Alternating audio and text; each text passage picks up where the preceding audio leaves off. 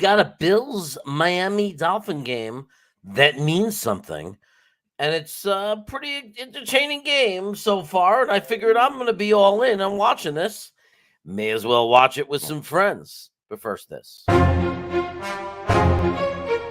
Oh, yeah. Oh, yeah. Go. Amazing. That's my boy. That's my boy. Breaks away from a sack and completes the pass for first down. Oh, Kittle just may have made the most amazing catch.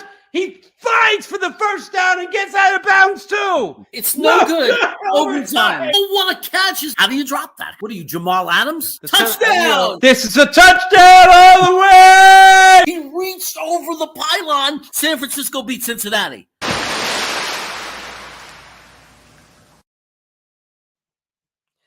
And here we go. And we're just in time for the second half.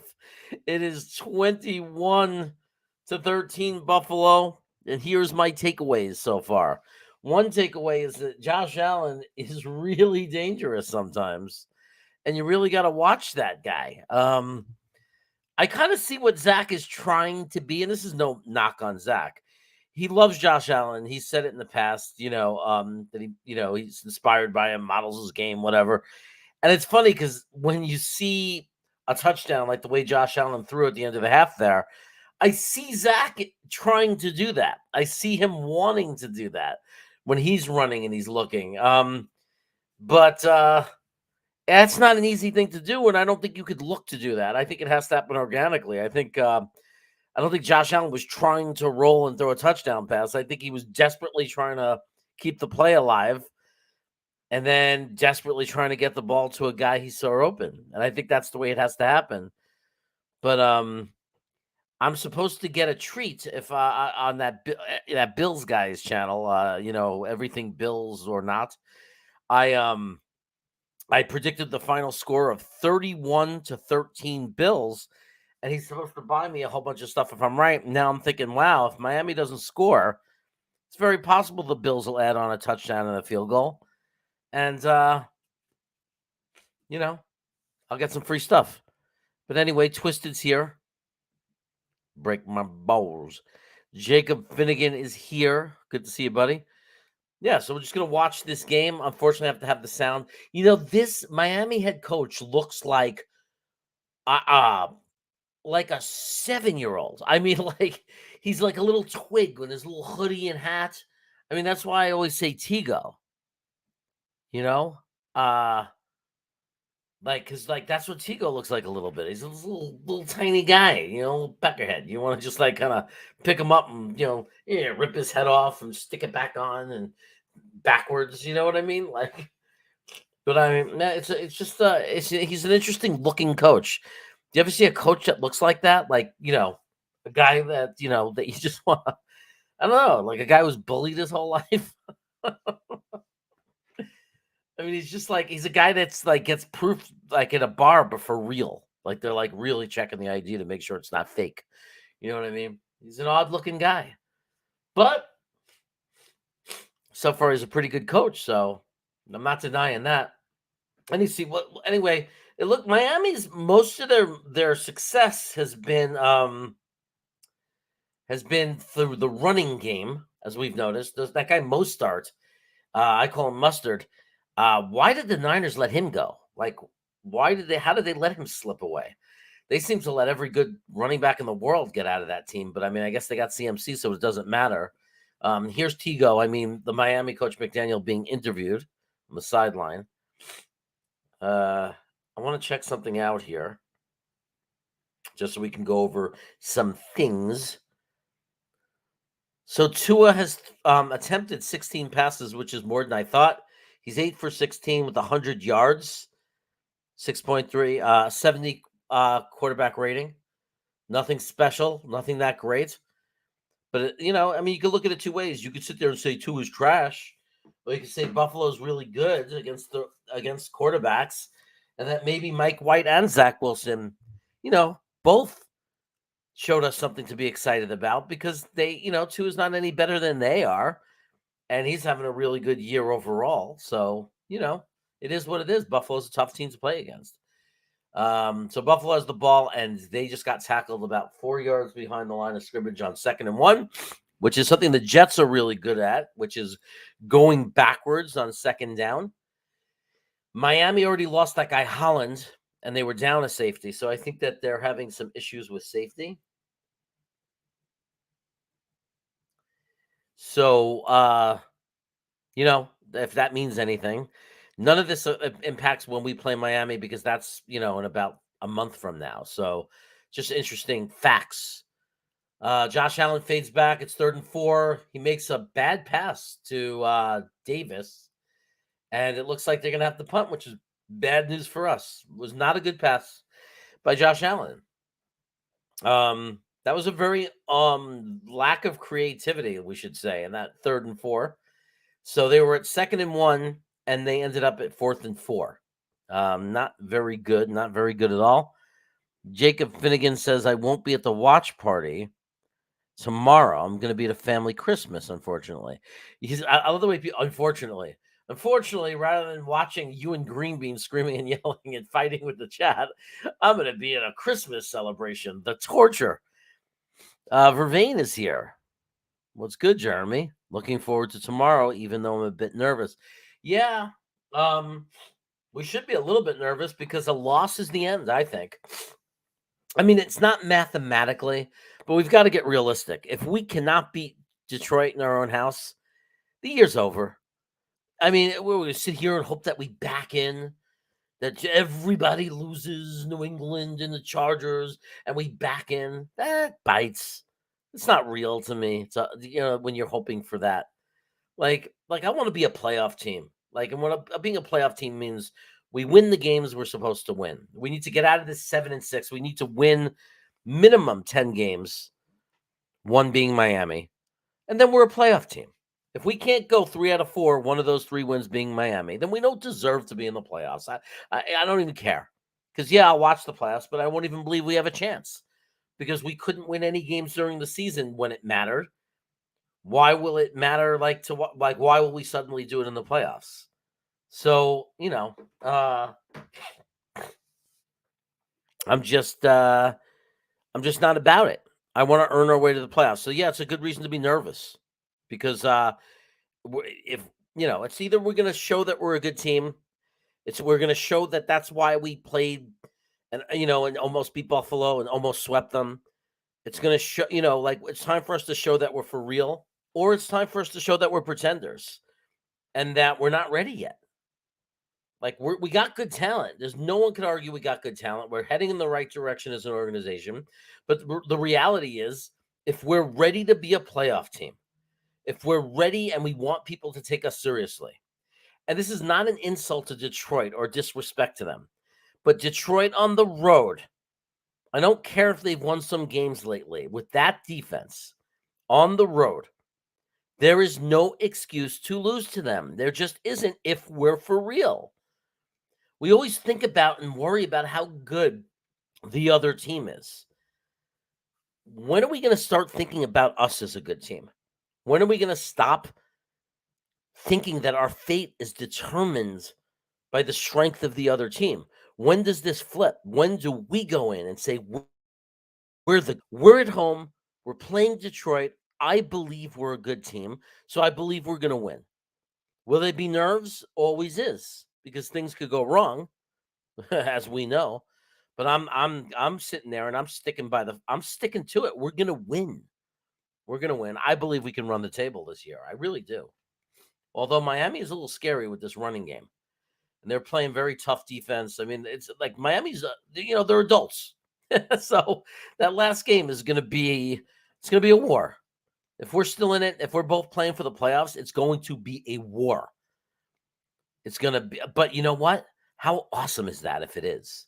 When's the last time we got to be in a war? Or we got to be in a situation that meant something? Something where like all the marbles or, bring it, baby. Let's bring it. I mean, even tomorrow is exciting against Detroit, but if we play Miami for everything, for like the playoffs, loser goes home. I mean, come on. That's what you dream about as a fan. Games like that. As nervous as as nervous as it might make you. Zach will throw for 180. Well, I hope he throws some more against Detroit. I really does. I really do. I mean, look, winning is the most important thing. As long as we win, people could cry about Zach or complain about Zach all they want. If we win, we win. There'll be no complaints. He came in and he got us the win. That's all that matters. But at the end of the day, I mean, technically, as a guy myself who bought 2 Zach jerseys, and I'm dying for him to be the man. He should be better though against Detroit. Like, it shouldn't be 180. It should be 280 or 320. You know, it's what it should be. But I'm not gonna, beggars can't be choosers. If it's 180 and we win the game and he's efficient and he doesn't turn the ball over, I'll take it. It doesn't solve our problem long term, that kind of play. Because I thought we were looking for something a little bit better. Oh no, here we go. Miami opens up with a touchdown. Waddle. Deep pass touchdown. Wow. And now he's doing his stupid little Waddle thing. Oh, and Hill is joining him on that stupid Waddle thing. Look at them with that stupid Waddle. God, they look stupid doing it. I like when Sauce Gardner deflects a pass and does the Waddle in his face. And then makes him probably cry like a baby. Like, oh, it's messed up. You're supposed to do my Waddle. But anyway, I think we really need Zach. I would really we need to win first and foremost, but I'd really like Zach to have a big game against Detroit. At least do what the other quarterbacks are doing. It would be such a great thing. It would give us a lot of hope. This is bad news for us, by the way, that Miami just opened up the half by tying the game pretty much. They're going for 2. This kind of sucks for us. We did not need that. We did not need Tua to get confidence again. Buffalo just gave him all the confidence he's lost in the last 3 weeks. And then it's no flag, incomplete. Okay, well, at least Buffalo holds on to a 2-point lead. That's a bummer. Come on, man. The hell, Bills? What's the wrong with the Bills, man? They dominate everybody else. We need them to win, and now they're gonna play like little babies. I don't know. They don't look like frauds right now, man. They're in Buffalo and they're playing really good. I mean, how long could we sit there and disrespect other teams when they're doing what we say they can't do? We're all making fun of them, saying, "Oh, he's going to go into Buffalo. Tua can't play in the cold. He's going to get crushed." He's not getting crushed. He's not getting crushed. We have to accept it. You know what I mean? He might be. He's having a great year overall. People are going to have to accept it. Like, we can't sit there and make fun of Miami's quarterback, because what about us? Like, we have to find a quarterback. We have to find a quarterback. We have to shut our mouths. Right now, we're the only team in the division without Mac Jones. Yeah, we're not the only team in the division without a quarterback, but we might be one of the 2 that don't have a quarterback. I just got tickets for the final game against Miami. Hopefully, we will still have something to play for by then. I hope so too, Vervain. That's why, we got to win some games, though, right? I mean, it would be very disappointing. It would be crushing if we went into Miami and we were already eliminated and that game didn't mean anything, or we needed some stupid thing. Like, we need the Chargers to lose and the Patriots to lose, or we need the Chargers to lose and we need so-and-so to lose, or whatever it is. If it's some weird thing like that, I'm going to be bummed. I don't want any of that crap of needing help to get in. I really want to believe that we're going to go into Miami, win, and we're in, baby. Now, I'd love to win the next 3 games, and then, New England loses 2, and the Chargers have lost 2 or whatever it is, and having it not matter. Like that we don't need to win. I don't think that's going to happen, though. If I look at the Chargers schedule, I think that New England might be eliminated by then, but not the Chargers. So I think that we're going to have to win that Miami game. I don't see any way out of it. So, Adam says we have 2 quarterbacks. Well, I'm glad you believe in both of them. I don't know. I've always been one to, the problem with a quarterback controversy is it means you don't have a star. Because how often does a team have a star? I mean, you had Brett Favre and Aaron Rodgers on the team at the same time for Green Bay. You had Steve Young behind Joe Montana. So it's happened. We're talking about Hall of Famers behind Hall of Famers. But most of the time, a controversy really means you don't have a star. I hope that they both are good enough that we could win a Super Bowl with them behind center. And I hope that both of them prove that, and we don't have to worry about quarterback. But we're running out of time. The clock is ticking. There's 4 games left. It has to be now. Like for Zach, it has to be now. He has to rise. If he just is okay and gets by against Detroit, it's not good enough. It's not good enough. So he's going to have to find it within him. If he's the real deal, he's going to have to show it. He's going to have to reach down deep. He's going to have to rise to the occasion. That's what real stars do. They rise to the occasion, and we're going to need Zach to do that.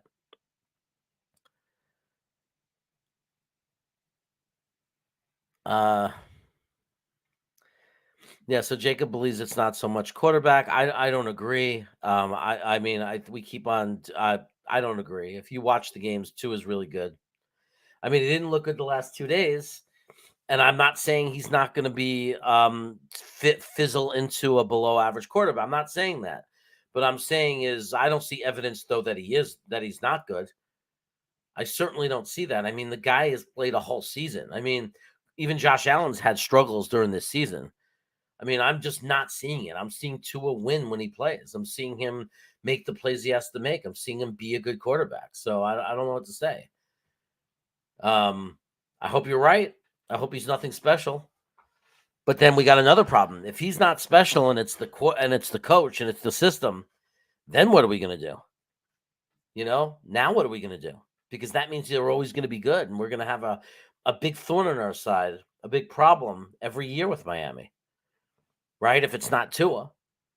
I mean, either way, we're screwed. It's either Tua and he's going to be there forever, or it's the coaching and they're going to be there forever. But either way, like it's not going to be an easy thing. Like this next 5 years, or 10 years, whatever it is, this next run of ours.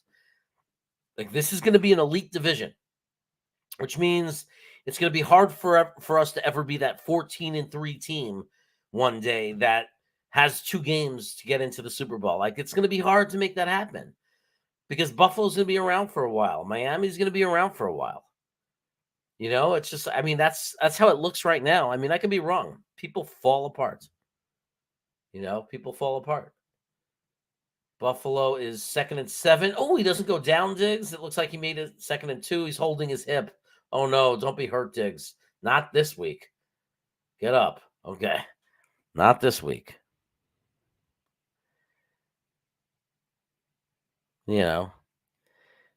Yeah, he's in a good system, but that's the thing that people don't understand. There's no such thing. It's no such thing. It's a system. Then why doesn't everybody use that system and the quarterback can be in a relevant position?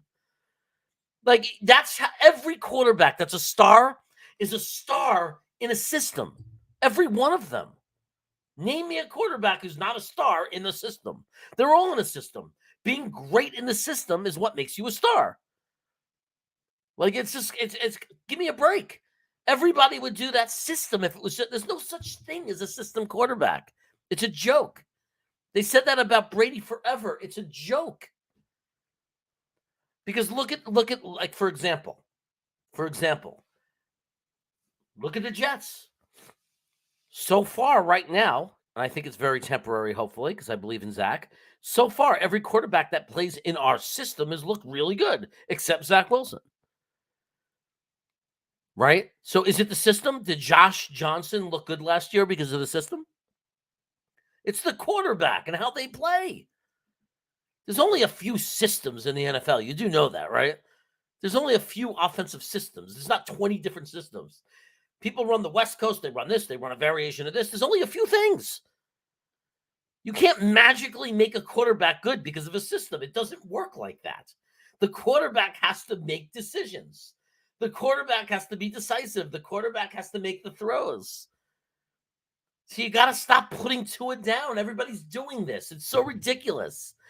If he was a Jet, you'd be creaming all over yourself.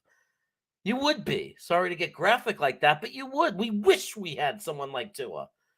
When have we ever had a quarterback that's had an over 100 quarterback rating 10 games in a row?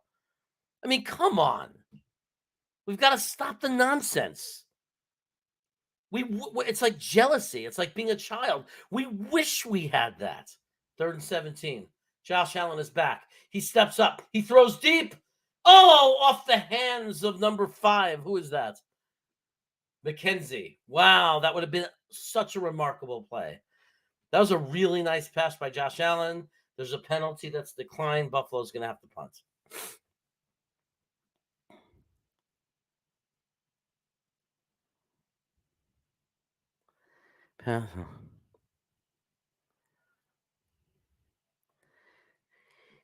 Right. I'm not saying systems aren't important. Of course they're important. But Marino was pretty damn good. He might not have gotten the ring, and maybe you think in a better system he would have. And hey, maybe in a better system, he would not have had the Hall of Fame numbers like he had. Maybe they would look different, the numbers, but maybe he would have won rings. The bottom line is there's no such thing as a fake good quarterback. Like, I don't believe that. You can't just be like, oh, I had this great career, but it was only because of the system. That's just so stupid. It's so stupid. Because every team that's lost their quarterback, for the most part, unless they've had another really good one come up, that team has to rebuild. They have to do things. People said it about the Steelers with Ben, right? And they did have a good system. The Pittsburgh, right? Good system. But look at them now. Why do you think they are where they are now? Why do you think they're rebuilding? Because they're developing and trying to find a quarterback. Who's their quarterback? Because it's not anybody could step in to a system and make it work. You have to have talent. You have to be good. I mean, if you ever played football, I mean, and this is the thing that annoys me. Because I didn't play. I'm not pretending I played, but I at least had the smarts to talk to people who played football. People are just talking out of their ass. Like, if you never played quarterback, you're talking out of your ass. You're hearing things. You didn't decide this. You're not a smart person who realized, oh, it's just a system. That's why he's good. You're hearing that. You're repeating nonsense without thinking. It's the NFL. There's no offensive system that makes being a quarterback easy in the NFL, at least being a successful quarterback. It doesn't exist. Because everyone would use that system that didn't have a good quarterback. They would. If you didn't have a good quarterback, you'd use the system that you just have to be a guy that you're calling trash. Right? If you're saying Tua is not that good, then how come every team is not studying the Dolphins' offense that doesn't have a good quarterback? Like, why? It's the system, right? It's the system. Come on.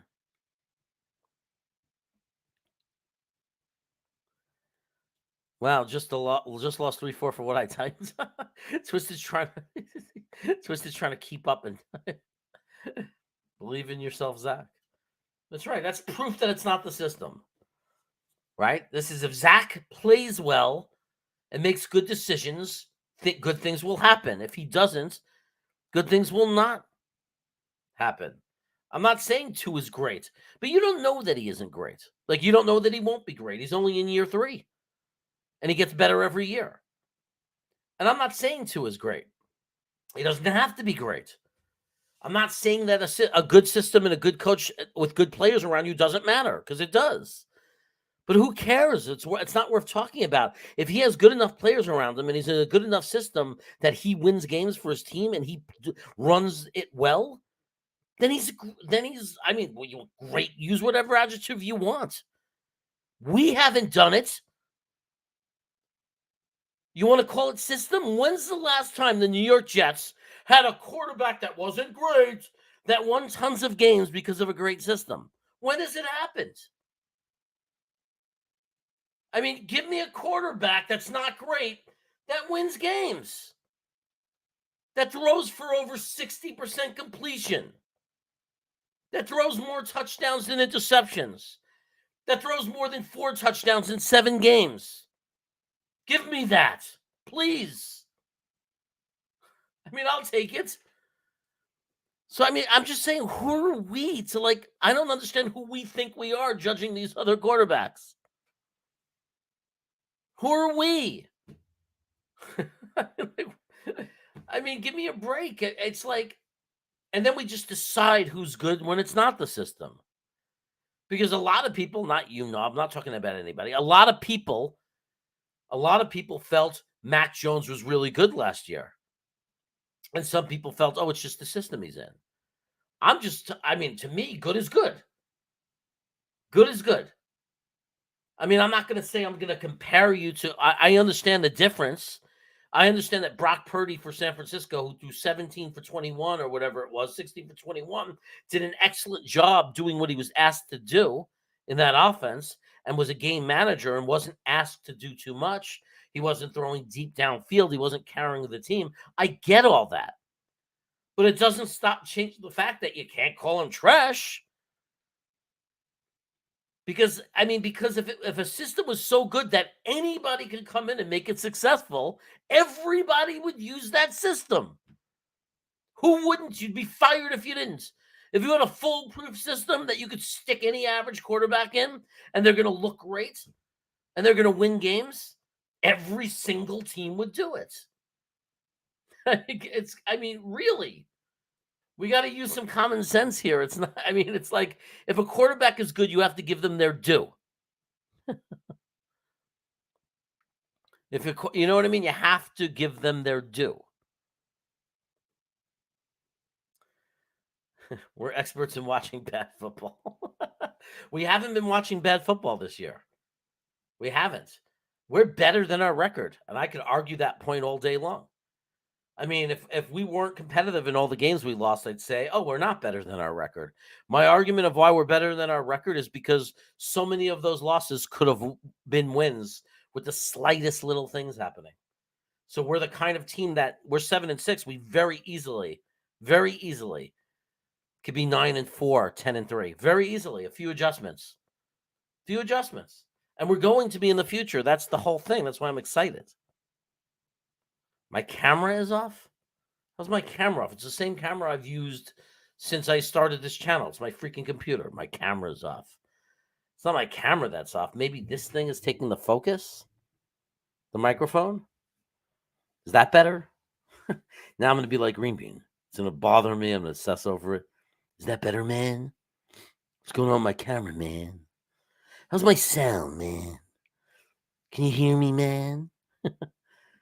Just stopped by to say hi. Hey, what's up, buddy? What's going on in the game, by the way? There's supposed to be a watch party. Buffalo is winning 21-19. Miami is at their own 38. It's 3rd and 4. It's going to be 3rd and 2. Tua makes a bad pass. You're right, Josh Finnegan. He's trash. He made a bad pass. And it's 4th and 2, and he's going to have to punt. Look, Josh. No one wants you to be right more about Tua more than I do. I hope he ends up stinking. I hope he stinks for the rest of time. The problem is I don't see that happen often. Like once a player is playing pretty good for, over the course of a long time, they typically end up being good players. But Mac Jones had some people fooled. So, I digress. It could happen. Oh, good punts. It's rolling all the way. Oh, no, bad punts. That's bad for us. Buffalo's going to have to take over from the 1-yard line. That is not good for us. Now we have to watch a punter celebration. I hate a punter celebration because they're awkward and goofy white guys, and they don't know really what to do. They're like, yeah, he punted good. I'm making fun of my own race. But, come on. We're silly. I think that waddle dance is really stupid. Like... Now I'm really happy that Sauce Gardner did that waddle dance to like rub it in their face. Like I'm really happy that Waddle did that. That Sauce Gardner did that to Waddle because that's an annoying celebration that he does. It's really annoying. Yeah, it's just annoying. It's like you're a grown man doing this. I did my job. I caught a touchdown pass. Act like you've been there, man. Act like you've been there. I despise Bama guys. Really, to me, the coolest guys are they run into the end zone, They hand the ball to the referee, and they run right to their quarterback and to the other players, acknowledging that they're the ones that made it happen. Then you get guys like Waddle who make it all about himself. Had nothing to do with the offensive line, had nothing to do with the blocking, it had nothing to do with the quarterback, nothing to do with the other 10 men. I'm the greatest thing since shop liver, and I'm going to do my stupid Waddle dance. You know? But the only guy from Alabama that you're not allowed to despise is Q, Quinnen Williams. I think we're still 50-50 on him playing, right? Did anybody hear anything other than that? Is there any report on Quinnen? Is he still 50-50 or is he like out? I mean, I guess we're going to find out tomorrow morning. Usually find out watching Frankie. The active report comes in and Frankie will be like, hey, he does this. Looks like Ian Rappaport put out the he does this. It's live right now. Ooh, Bryce Hall is going to be active this week. So we're going to find out. You think he's going to be out? I don't know. I mean, you're so negative, Knob. Maybe we're deceiving them. Maybe we know he's going to be fine. Maybe we know he's going to be fine, and we just don't want them to know. Game time decision. They're going to jack him up with cortisone, and we're going to find out if he can go. They're still allowed to do that, right? It's legal. Isn't it legal to jack somebody up with cortisone? You're still allowed to jab him with that stuff, right? I heard that stuff works. Running play, got like 1 yard of extra space. I never understood that. I never understood the need to waste a down to get a little bit of extra space. Does it really matter now? Does this make it easier? Because now you have an extra 3 feet of space, but now it's 2nd down and 9. I mean, it's like so stupid to me. Like, what a dumb, wasted play. Just play football. I don't care if you're at the 1. Step back and play. If they're going to get ready to take off out of the pocket and throw the ball away if they're going to get to you. Josh Allen in the pocket. He throws down the side. Ooh, that was a good defensive play by some guy named Kohou. Kohou. It is now 3rd and 9. Miami is right now has the momentum and is Miami is in control of this game. Miami is definitely in control of this game.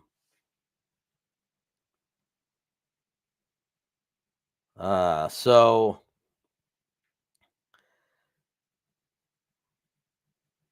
you're playing against 2 in fantasy. What are you talking about? I desperately need Zach to ball out. Not only am I playing him against you in fantasy, but I'm flying to North Carolina. Oh, we're playing each other in fantasy, aren't we? You see how much attention I paid to it? I don't pay much attention, but I did notice that I'm playing against Knobcraft in some league. Which league are we playing in against each other? Is that Proud New York Jets fan league? But I did notice that we're playing against each other. I saw Knobcraft and laughed. I said, "Oh, I'm playing against Knobcraft." Mark Reese beat me by a quarter, like 0.2 of a point, one of the weeks, and it was the most unbelievable thing. Oh, we're playing each other in Jets Talk 24/7. Okay, did we pay money to be in that? I don't think we did. Right? It was members only kind of thing. So it's Dolphin ball at the 50-yard line. They're in control of the game right now. The Bills are going to need to do something to get the momentum back. They are not in control of this game. It's very disturbing to me. I really bad for us if Miami gets the confidence. If they beat Buffalo and get that confidence, they're going to be really tough. I mean, obviously, if we beat Detroit, we stay within 1 game of them. We control our own destiny against them.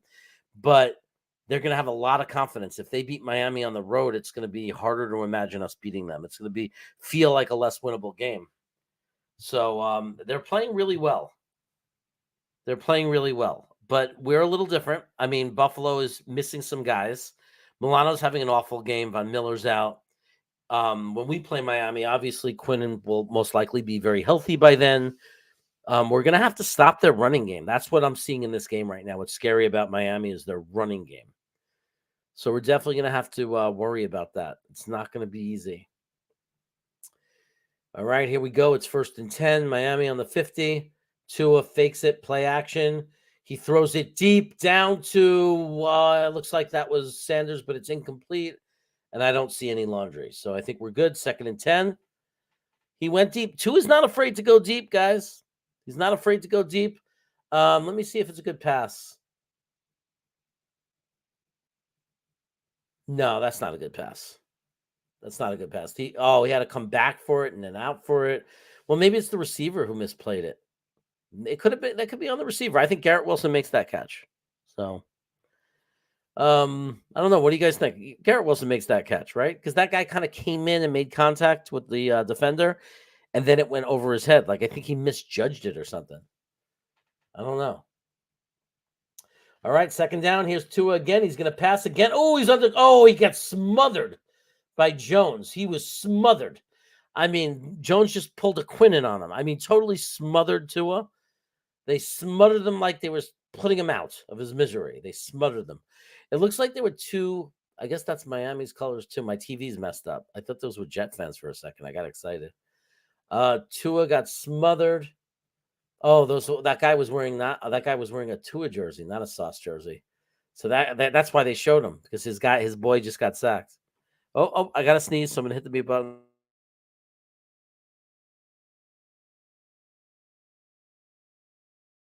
Three sneezes. I usually sneeze in 4s, so another one might be coming.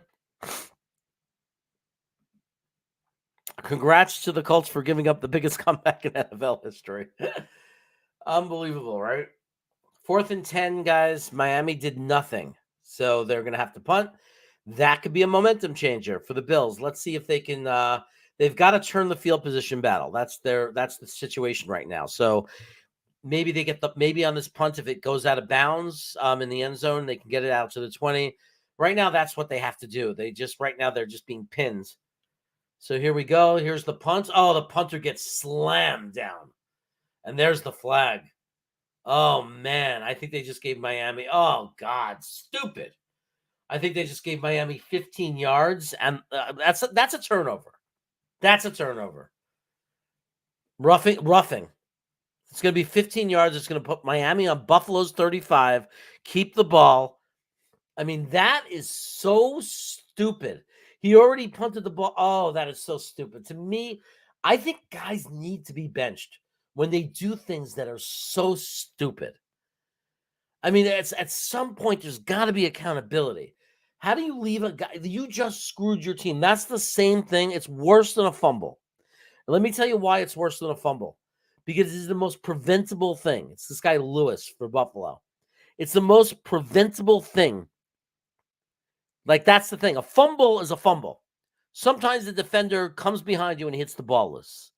All the other mistakes you can make in a turnover. An interception, sometimes things don't go. Right? Don't go well, right. But, Twisted is saying it was targeting. I don't know what they call. I thought they called roughing. But the bottom line is, that is the worst kind of turnover because the player did it. Like the Buffalo defender said, I'm going to give you the ball back and 15 yards instead of my team having the ball. And that's 3 points easy because they're practically in field goal range. That is just inexcusable. It makes me mad, and it's not even a Jet. And we saw JFM. JFM's wasn't as bad. This was as bad as anyone I've seen. This was so blatant, and Twisted is right. It almost felt like it was targeting. That was awful. That could cost the team a game. But it's definitely a turnover. It's the same thing as a turnover. There's no difference. It's worse than a turnover. Really. Because you not only did you give them the ball back, but you gave them the ball back with 15 more yards. Crazy. Brutal.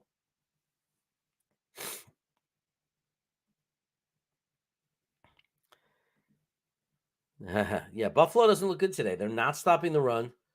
They are not impressive at all today. It's weird because why don't we get this Buffalo? Why can't we get the version of Buffalo that you could just run up and down the field on? Like, I don't understand. Why don't we get the version of Buffalo that tackles our punter after the punt? I mean, you almost think shit like that's purposeful. Like maybe he was like, you almost think that. Like, what is going on in that player's head that made him do something so stupid? Like, you can't tell me he didn't know that flag was going to be thrown. Like, they know if you tackle a punter after he punts the ball, flag. He didn't just run into him. He tackled him. He actually wrapped him and threw him down. That's just crazy to me. Crazy. It's like, I don't understand how you don't. I mean, maybe he's an important player on the team. They got some guys out on defense. I don't know. But really, if I'm a coach, I mean, in any other thing in the world, other than needing the player to keep playing because you need them, in any other situation, like in this world, if you do something like that in a job that's dumb and destructive, you would be benched. You would not be able to stay in. And now Miami runs for a first down. This is the complete momentum. This is like a game killer. This could kill the Jets. This one Buffalo Bill just killed the Jets. Really harmed us and made it a much harder road for us. I mean, we still control our own destiny with Miami, but that's really irritating. We could have been in much better shape as far as Miami is concerned, and I'm worried that that's going to be a game changer. Really, one physical mistakes like Berrios dropping that ball, fine. He didn't do it on purpose. Touchdown, Miami. He just threw it into the end zone. Who was that? Number 10. That's Hill, right? Yeah. Yep. Touchdown, Miami. So Lewis of the Buffalo Bills just gave 7 points to Miami. He said, here's a free 7 points. Absolutely ridiculous. My brother's asking me if it's snowing there. It's like, he goes, I don't get NFL Network. Well, then get it. It's like, what the hell? Don't get NFL Network. What are you talking about? You have a TV. You have internet.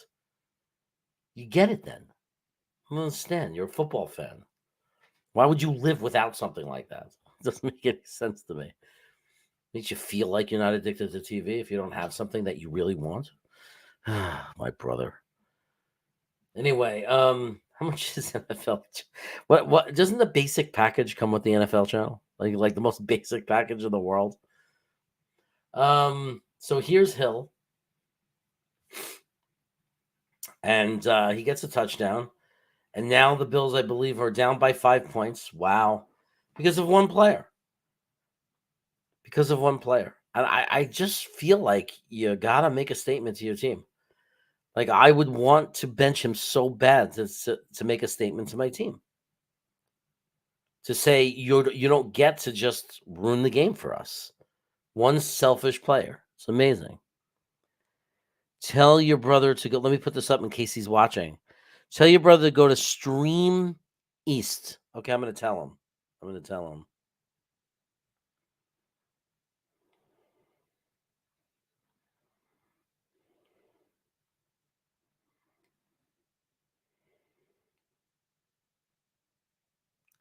Okay. Let me see. Stream East, huh? Okay, I'm going to say go. He's not above getting it illegally. Trust me. Stream East.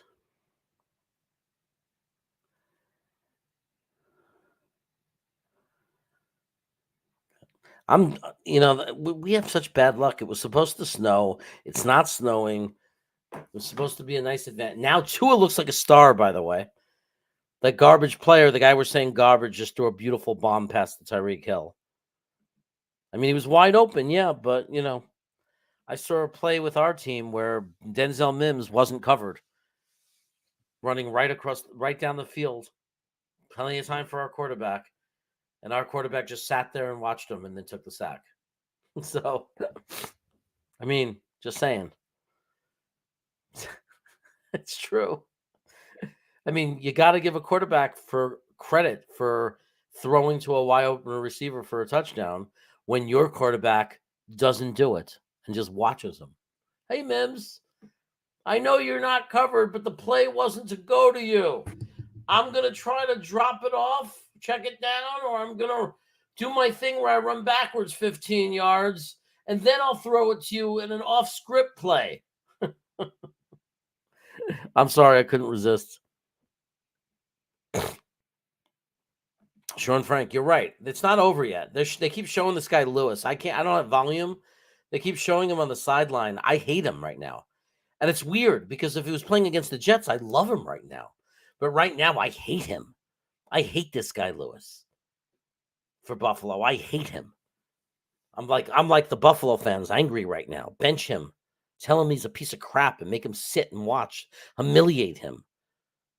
I mean, look what the Jets did to Zach. We humiliated him. We made him sit there for 3 games, and we let the media put the camera on him. We could at least put him in the box with LaFleur. We left him out there, let the media put the camera on him every 5 minutes, humiliated the kid. And he wasn't bad because he tried. He didn't do something like that. He didn't tackle a punter. I'm telling you, man. That guy Lewis needs to be punished. I'm a Jet fan. I'm writing a letter to Buffalo complaining if he's not disciplined for doing that. I mean, come on, Buffalo. You think he's going to throw an interception? This is Josh Allen, man. He is 19 for 29, 252 yards and 3 touchdowns. Can you imagine if we had that? Can you imagine? A guy who could it's only the third quarter, and he's over 260 yards with 3 touchdowns. Can you imagine if we had that on our team? We are so much better than we think in so many ways. Like, we have a better defense than these teams. We do. We do. We have better things. We do. We don't have better things than Tyreek Hill and Waddle, but Garrett Wilson and Elijah Moore, Corey Davis when he's healthy. Nothing to sneeze at. Not complaining. When Breece Hall was healthy, we're better. We got more weapons.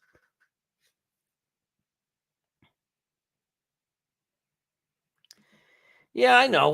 Look. I'm just saying. I'm just trying to be realistic. It's hard to complain. It's hard to put down another team's quarterback who's doing something that your quarterback doesn't do. You know what I mean? But believe me, we all want Zach to turn it around. I think if you don't want Zach to turn it around, you're not a Jet fan, right? I mean, literally. Josh Allen did he just get crushed? It's gonna be a flag for that. That looked kind of late. Literally, like if you're not rooting for Zach Wilson to turn it around, then you don't like the Jets. Because the worst thing for our organization is for Zach to be a bust. The worst thing, like put Mike White aside for a second. Forget about Mike White. The worst thing that could happen to this whole rebuild and everything we're doing as Jet fans is for Zach to really be a bust and not be able to turn it around. It is the worst thing because it not only does it mean we don't have a quarterback and have to find one, whether it's Mike White or not, but finding one might require paying one. And that completely changes the financial plan of the team in a negative way. That means that guys that we were going to re-sign cannot be re-signed because we can't magically make the cap bigger. So the worst thing that can happen to us. So if you're a fan that's tomorrow actually going to root for Zach to fail, you're not a Jet fan. You know who's rooting for Zach to fail tomorrow? Let me tell you the company that you're in. Detroit fans, Miami fans, Buffalo fans, New England fans, Chargers fans. That's the company you sit in if you're rooting against Zach. Those are the fans that are rooting against Zach. If you're rooting against Zach, you're with them. You're the enemy. There's nothing wrong with loving Mike White. There's nothing wrong if you believe that Mike White is the better quarterback and will always be the better quarterback. You're entitled to that opinion. You might even be right. There's a lot of evidence that suggests that might be right. That has nothing to do with being a bad fan. I'm not saying that. What I'm saying is if you are wanting to be right about someone more than winning, then you're not a fan. There has to be a line of how we define a fan. A fan could root against his own team, I guess, when they're 0-12 and you want the number one pick in the draft because you're not going to do anything anyway. Okay. Some people could yell at you and say you're a bad fan all they want. I get what you're doing, though. So I'm not going to judge you. But we are playing in such a critical game tomorrow morning. And every Jet fan, if you are a Jet fan, you will be rooting for every player on that field wearing a uniform that says Jets on it. Every player. No matter how you feel about them personally, if you're not rooting for them, you're not a Jet fan. But especially if you're not rooting for Zach Wilson, because it's so important to our organization for that every one of us that doubts Zach or has given up on Zach is wrong. We have to pray if we've given up on him that we're wrong. We have to. Because if Zach Wilson turns it around and he's good, do you understand what that means for us? If Zach Wilson turns it around and is a good quarterback, that means we could focus on the other areas. Who we re-signing? Who we bringing back? We still haven't extended Quinnen Williams, our best player on the team. Right now, best player on the team. Now, I know that's arguable because of the offensive players. Well, you might say, or even Sauce Gardner. You might say Breece Hall when he comes back. You might say AVT, Garrett Wilson. There's a lot of guys you can argue. I'm saying this. And I'm stealing the shit out of it from Green Bean. Our biggest impact player is Quinnen Williams, without question. So we have to extend them. But guess what? Our ability to extend him takes a really big hit if we have to go out and start paying millions and millions of dollars to a quarterback. Because the reality is we are paying, not tons, but we are paying good money for a quarterback. His name is Zach Wilson. Oh, that was close. We need Zach Wilson to work out. And if you're a Jet fan, even if you're mad at him, even if you don't believe in him, you must root for him. Not that it changes anything, but we're supposed to be, as Eric Craig says, a family. That's part of being a fan, is that we're together and we're supposed to be rooting for the same thing. We're supposed to have that in common. And it's not fun if half our own fan base is on the side of New England and on the side of Buffalo and Miami and the team we're playing against, Detroit and the Chargers. If you stand with them, that's what you're doing if you root against Zach tomorrow. You stand with them. How do you expect the rest of us real fans, to look at you or want you wearing our jerseys, our hats, hanging out at our parties? How do you expect us to want that? To want to even look at you? Because that's worse than a New England fan. That's a traitor. There's nothing worse than a traitor. So, better be rooting for Zach Wilson tomorrow.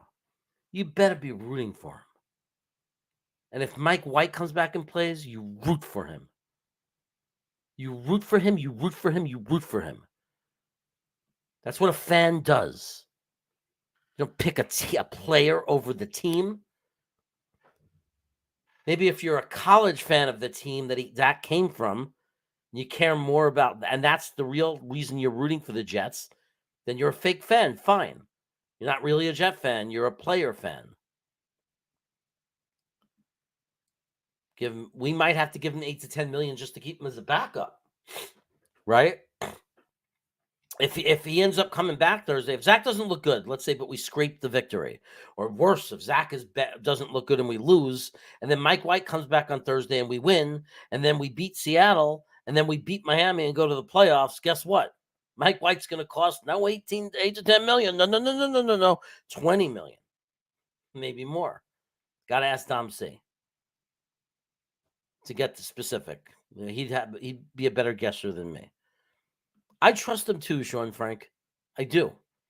But let's be honest. JD is going to have an easier time, and it's an easier path if Zach comes in and plays great tomorrow and lights it up. I know it doesn't mean everything. It's Detroit.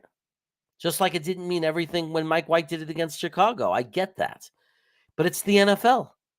And it's much better if he does than the alternative. Like, everybody's going to run to say it doesn't matter if he has a great game against Detroit because it was against Detroit. But what they're forgetting is it's better than the alternative. It's better than Zach Wilson coming in and being horrible against Detroit, wouldn't you say?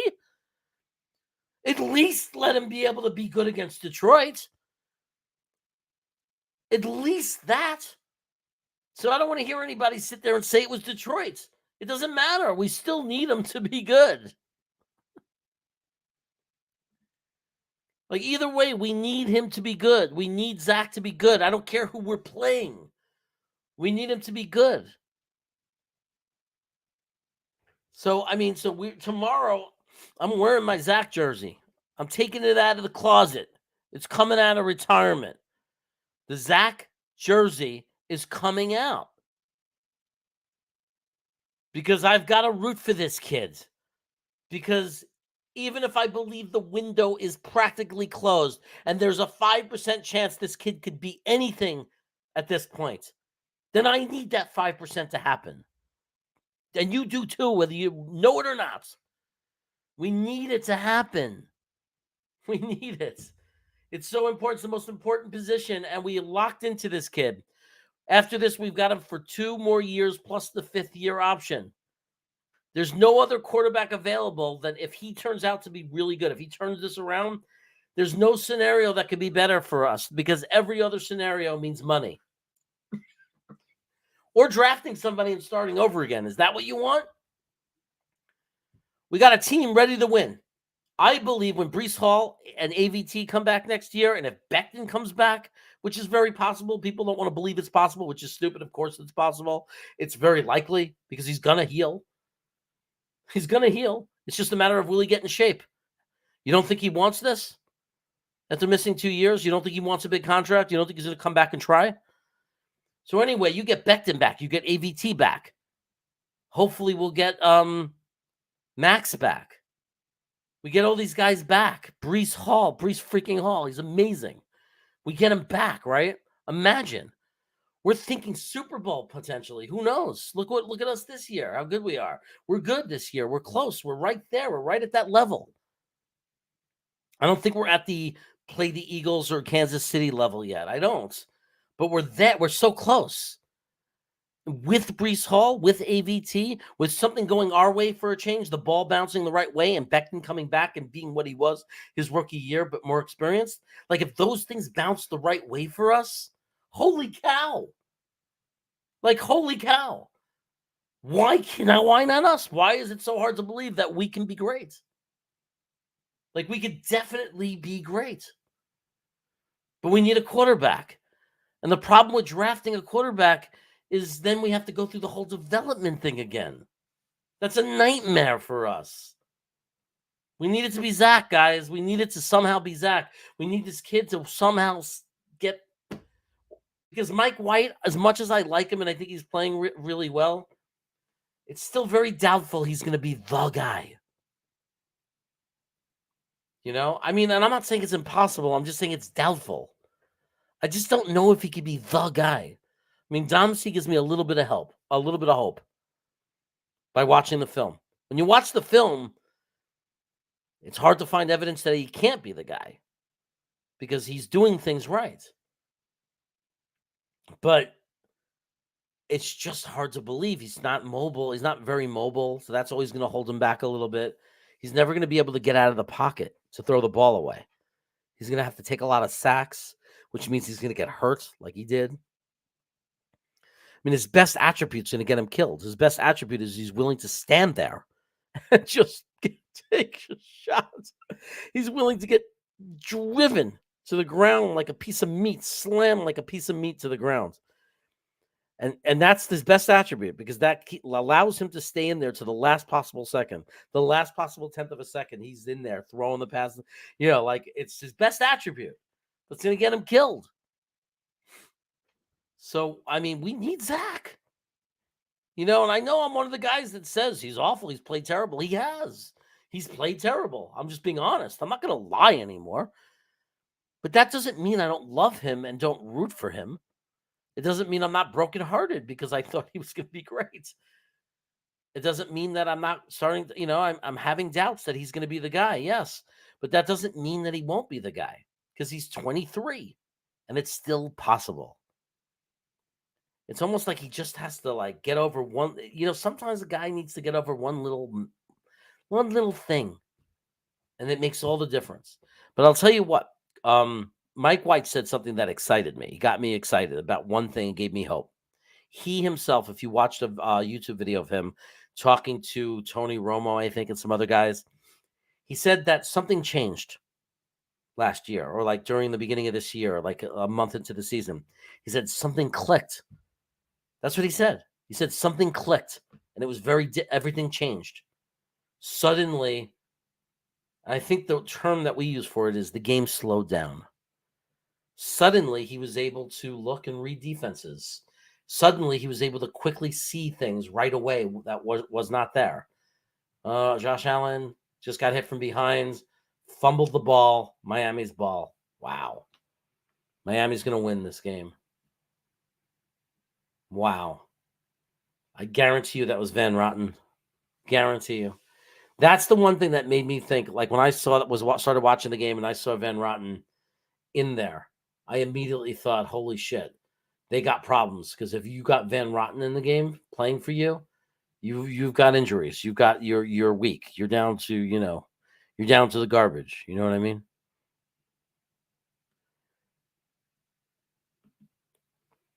Give Zach the same chance that was given to Darnold, which was given tons of changes. I think they are.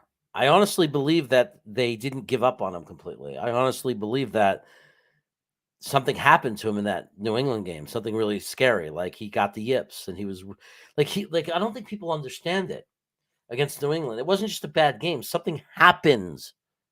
I don't know why nobody says this enough or understands this. Something happened to Zach Wilson against New England. Part of it we saw, the remainder of what happened to him showed when he looked at the media and said, "I'm not sorry," to my teammates. Do you understand that something happened to him? Something happened to him in that game. That wasn't the Zach. As bad as Zach has played at some moments, right? Even if he struggled at times. Oh, here goes my mic. What's going on? Oh. As bad as things got, nothing, this was not the same thing. What happened against New England was not what was going on with Zach, the last year and a half. It was nothing like anything else that had happened to him. He completely melted. It's called the yips. I guess it's the yips. Is that what it's called? The yips? I don't know what the hell that means. All I could tell you is Zach Wilson was not an NFL quarterback at that moment. It was like you could have been thrown into the uniform and you're Zach. Oh my God. I'm on this football field. He wasn't him. He panicked. He got overwhelmed and he panicked. I don't know what caused it, what triggered it. Maybe it was the pressure of the New England game. I don't know what made it happen, but it was not Zach Wilson. Now, the fear and the reason they reset him is they had no guarantee that he wouldn't come out the next week and be the guy who's scared. They had no choice. They had to bench him. They had to. He wasn't himself. They had to bench him. Because what he did was so bad, he fell apart. They had to bench him and make sure that he could throw a pass again. Watch the tape. That's why when we watched the tape, some of us were like, oh my God. We told people, we said, if you think it's bad, you don't want to watch the tape because it's so much worse than you think it was. That's why I'm so sick of the Zach heads. Like, they don't understand. Like, the Jets forever, the BYU Jets fan, they're sitting there saying he was 5-2. Forget about the good and the bad. Forget about what he had done. Something happened to him. You can't play a player the next week when something like this happens. He had a breakdown. He couldn't throw. I'm not exaggerating. Watch the game again. He couldn't throw the ball across to somebody behind the line of scrimmage. There was no defender. He's looking at his best friend Berrios, who's maybe, 10 yards away from him, 15 yards? 15 yards away from him, standing across uncovered because he's behind the line of scrimmage. And his job is to turn and throw it to him. And he couldn't do it. It wasn't because it was just, it was a bad throw, it slipped. No. That's the point. It wasn't that. It was in his head. He had to be benched. So now what we have to hope is this. This is what has to happen. That he really did reset. Like consider this. What if Saleh is not lying? What if he's actually being honest? What if he actually said, my quarterback needs a reset? If you watch the tape, it's understandable. Why would that feel like he's lying? Watch the New England game and tell me that doesn't look like a player who needs a reset. It wasn't a bad game. It wasn't. It wasn't just any bad game. He couldn't throw the football anymore. He's an NFL quarterback who couldn't throw a football. I mean, we got to be real about it. I think that's in some ways that's a good thing. That gives us hope. Because if that was Zach Wilson, it was just windy and it was a hard game, and you're making excuses for him, then it's over. He sucks. If that was him, then he sucks. If that wasn't a meltdown, he sucks. Because no NFL quarterback forgets how to throw a football unless something went wrong. Something went wrong. That's our only hope. Hope that that's what it was. Because if he didn't have a breakdown, if he wasn't melting down, and that's just him, one out of a certain many passes goes to the ground, one out of certain many passes goes 8 yards over the receiver's head, we're in trouble. So you better hope he had a breakdown, and we better hope that the 3-week break and reset got him over the breakdown, and we got to hope that it never happens again. We got to hope it was a one-time learning experience. I don't know. And I don't think his fear is getting hit. Everybody says, he's afraid. No, this kid is not afraid of getting hit. Zach Wilson is taking shots.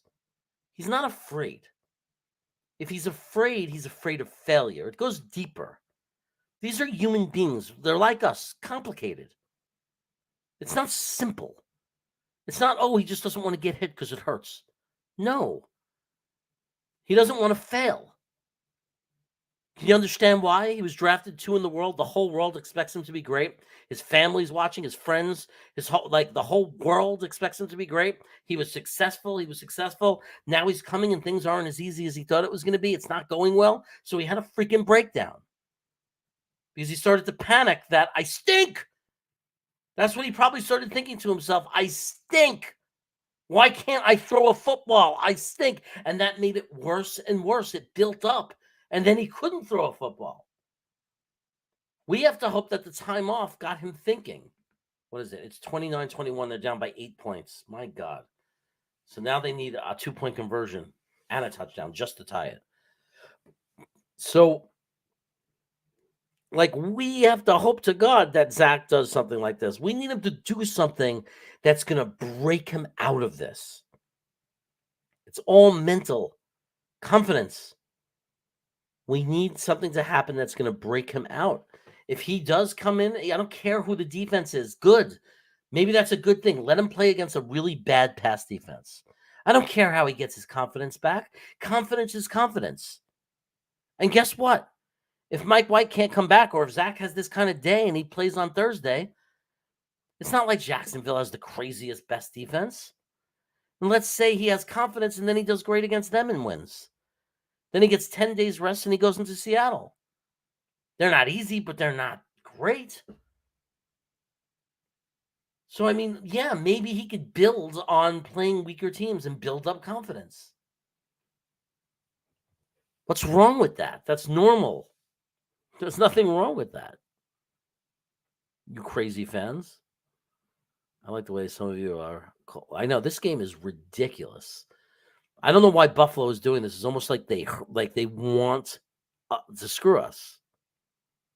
Don't say no playoffs. It's not true. We could make the playoffs if we win 3 out of 4 games and beat Miami.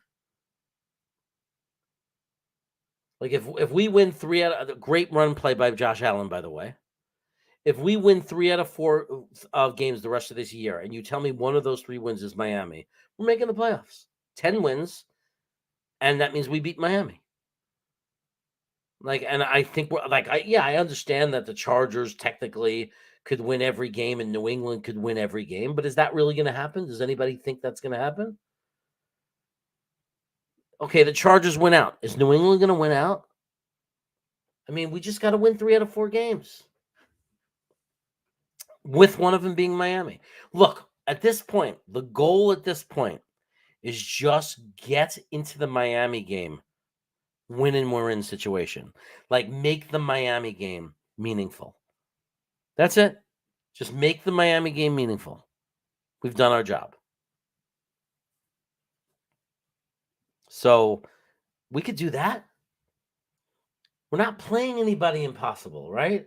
We almost beat Buffalo. We turned the ball over twice. Plus, C.J. Mosley did that bonehead play. Otherwise, maybe we win that game. We can beat anybody. We're capable. And we're not playing anybody that's that. Yes, Detroit is good, but they're not this. Everybody's acting like Detroit is Philadelphia. It's fucking crazy to me. It's like the world's went nuts. I understand that Detroit is good. They're not the Eagles. They're not the Bills. They're not Kansas City. We got to stop putting teams on a freaking mountain. That's not who they are. They're not going to be easy. Fine, but Goff, if you put pressure on Goff, he stinks. If you watch my film study, go watch it. Go to, like, after this, go and watch the video I made with Tom on Friday. Watch the film study. If we put pressure on Goff, he's not that good. He really isn't. He's good when you don't put pressure on him.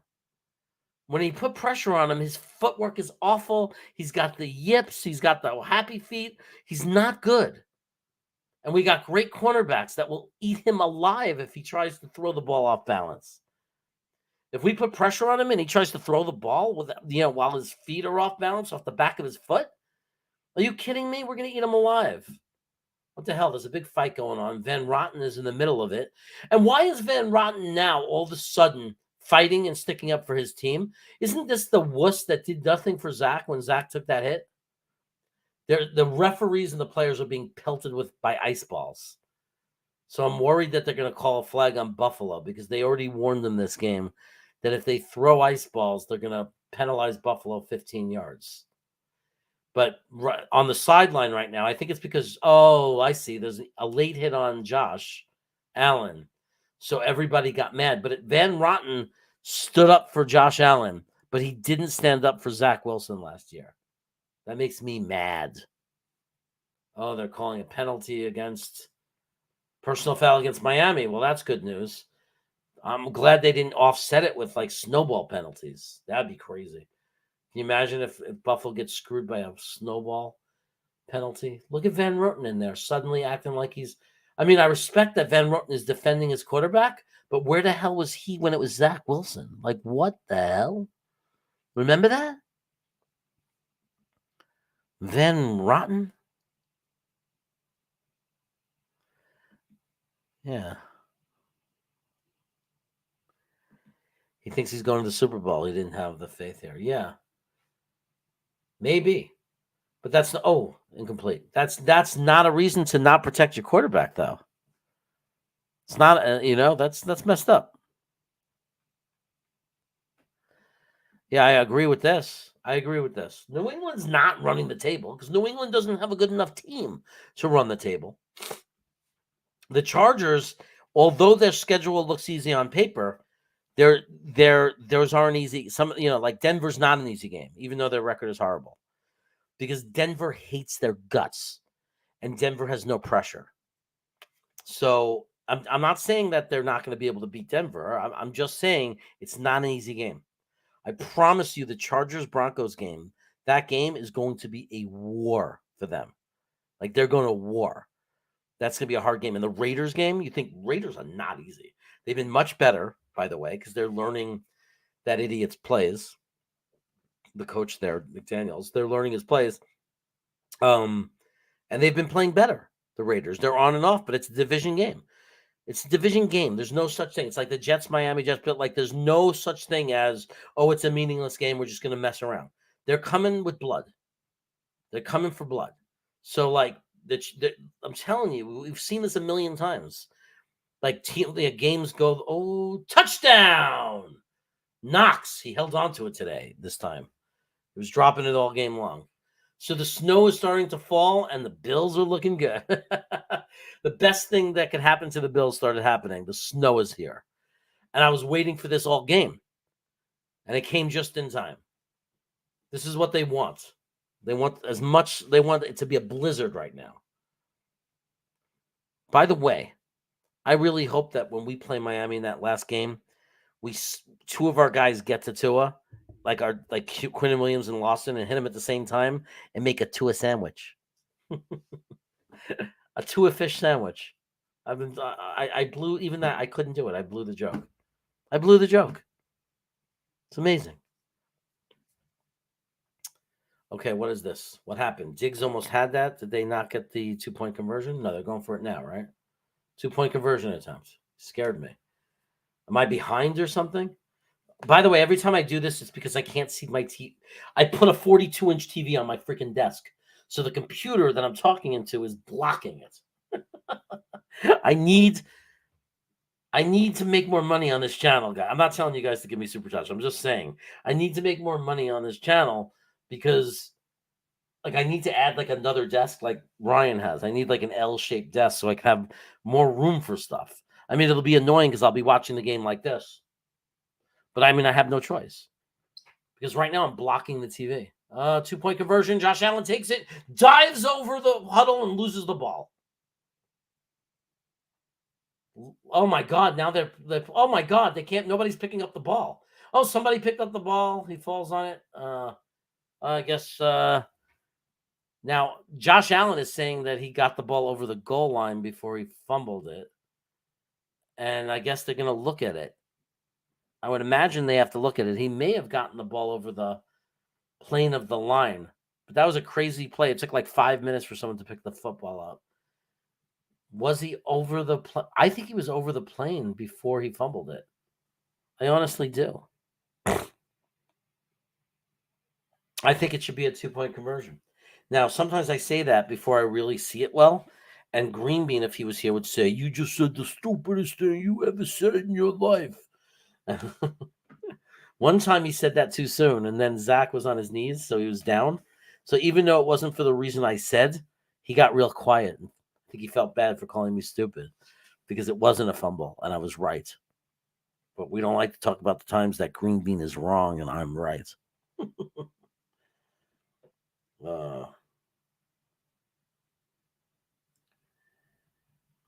Okay.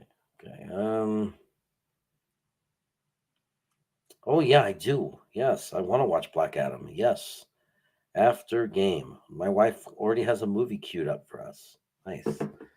I'm assuming it's good. Black Adam. Anybody see it? Assuming it's good. I told Zach not to screw up. Good job. Thanks for the super chat, man. I appreciate that. And look, I really have a good feeling. I know it's stupid. It's that part of me that loves Zach. And remember, guys, I'm just calling it. She's asking me to estimate. She knows football. Like she's asking me to estimate. How guys? How much longer is in this game? Like, what would you guess? What do we got? Like 8 minutes, 9 minutes? It's like they're behind. What are we talking about? 40 minutes, maybe? I mean, 9 o'clock? I don't know. I'm supposed to estimate. So what was I saying? So, okay. So look, there's a lot of ridiculousness going on out there that have went out there that said, oh, by the way, thanks again for the super chat, Daniel. Appreciate it, brother. There's a lot of people out there saying that I gave up on Zach, blah, blah, blah. I don't believe in Zach. And never at any point did I say I don't like Zach or Zach is a bust or anything like that. What I said was, up until now, Zach has played overall terribly. And that's the truth. I mean, every single stat line and watching with your eyes says it. He's like the 34th ranked quarterback since the beginning of last year. His stat lines are awful. 55, 56% completion rate.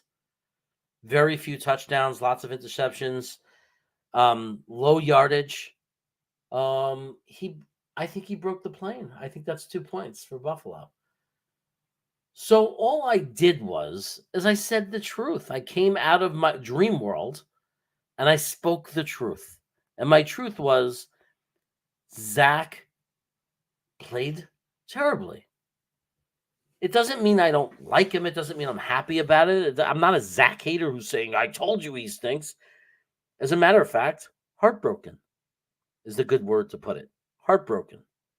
I put my slowly and quietly after that New England game, took my Zach jersey off. I put it on my little hanger hook thing, and I went to the closet and I hung it in the closet and said, I hope I get to take you out again. Because I knew something bad was going to happen. Sure enough, the next day he was benched. But all I did was have my eyes opened. I got off of this fanboy thing of thinking he's great, making excuses for him. And now I simply treat him like any other quarterback or any other player. I judge by what I see. He's a Jet, so I root for him with all my heart. And if Zach is good, if he's great, then that's the best scenario for the Jets. So I want that more than anything. And it's not like you don't stop loving a kid. I love the kid. I fell in love with him. So I want him to succeed. I really do. And tomorrow I have this hope. I still have this belief in him because everybody, as most of you know who've been here for a while, know I watched every play he's ever played in college. I mean, I really got into this kid's game. And I really believe, like more than anything, I really believed that he was going to be a special player. And it's hard to let go of that. So I know his window is running out. I know he's played terrible. I'm not making excuses for him. But tomorrow, when Zach Wilson suits up and comes into that game, I'm not only going to be rooting for him, I have hope. I have hope that he's going to do well. And yes, I feel much better that he's going up against a team like Detroit as opposed to a defense like Denver or Green or whatever, like one of the tougher defenses, San Francisco. That would be a nightmare if he was coming into play against San Francisco, his first game back, right? I would have much less of a confidence. But I feel like he's going to be able to gain some confidence. By the way, they overturned the 2-point conversion, so it's a tie game. I feel like I feel like he's going to have an opportunity to rebuild his confidence. So I'm feeling good about that. Yeah, well, you love to Twisted as just exists to be the thorn in my side.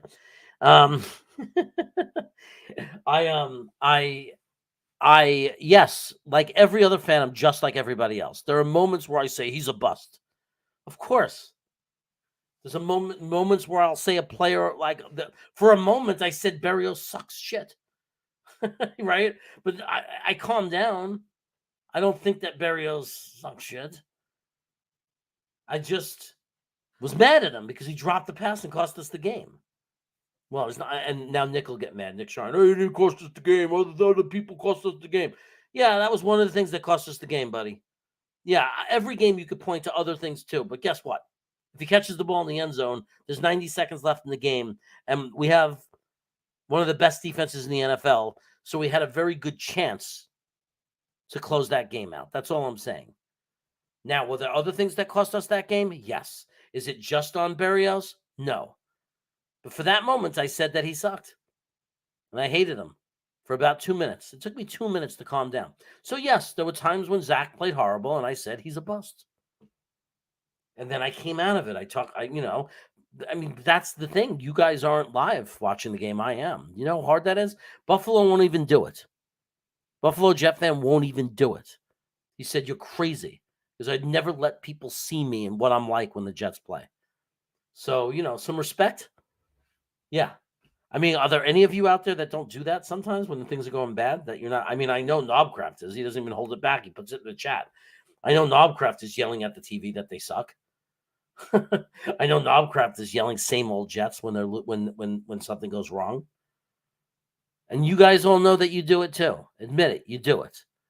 Anyway, Daniel Faust says, why do I think he's repairable? Because you believe. Because you believe. That's why. Because when you believe in someone, it's until it's impossible, there's a part of you that will always believe. Until he's no longer a Jet, or he's no longer in the league, and it doesn't happen, you will believe. And you know what? Sometimes it happens. Sometimes it will happen. Sometimes he'll be repairable. We don't know.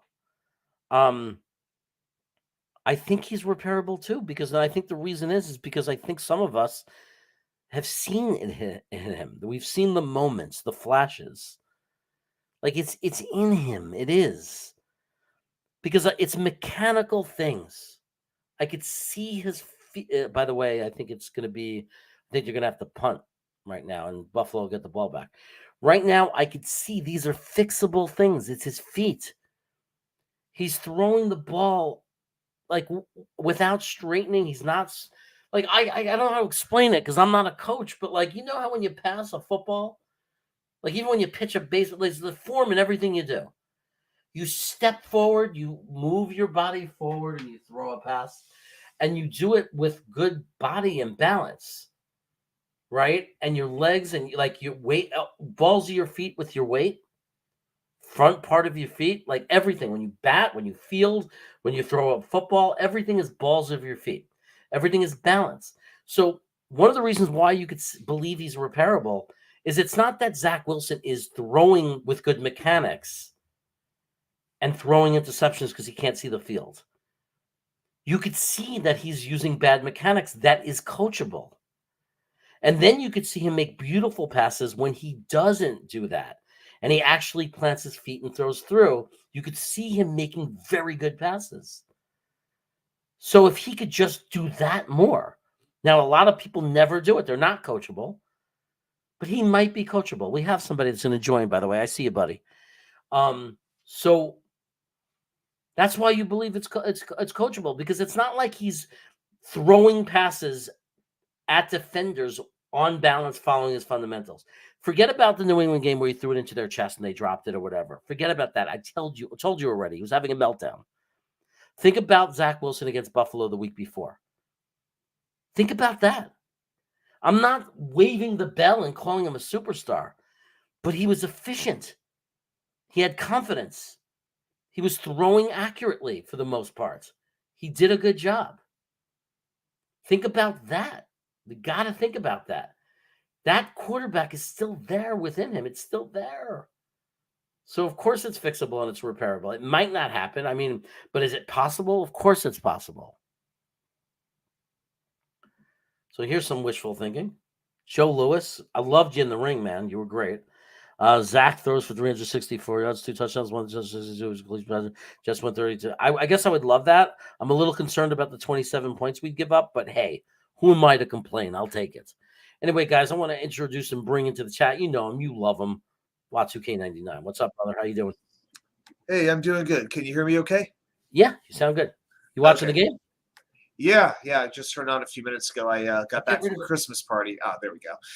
Yeah, I was at a party with a bunch of friends. Got back about early in the fourth quarter, and apparently that's when the snow machine turned on. So, yeah, this game was something. I heard a little bit of it on the radio, but man, oh man, back and forth. I got to give Miami credit for fighting the way that they are. It hurts me to give them credit, but oh my goodness, I can't believe how well they're playing. And if this is Tyreek Hill hobbled, I'm scared to see him when he's healthy.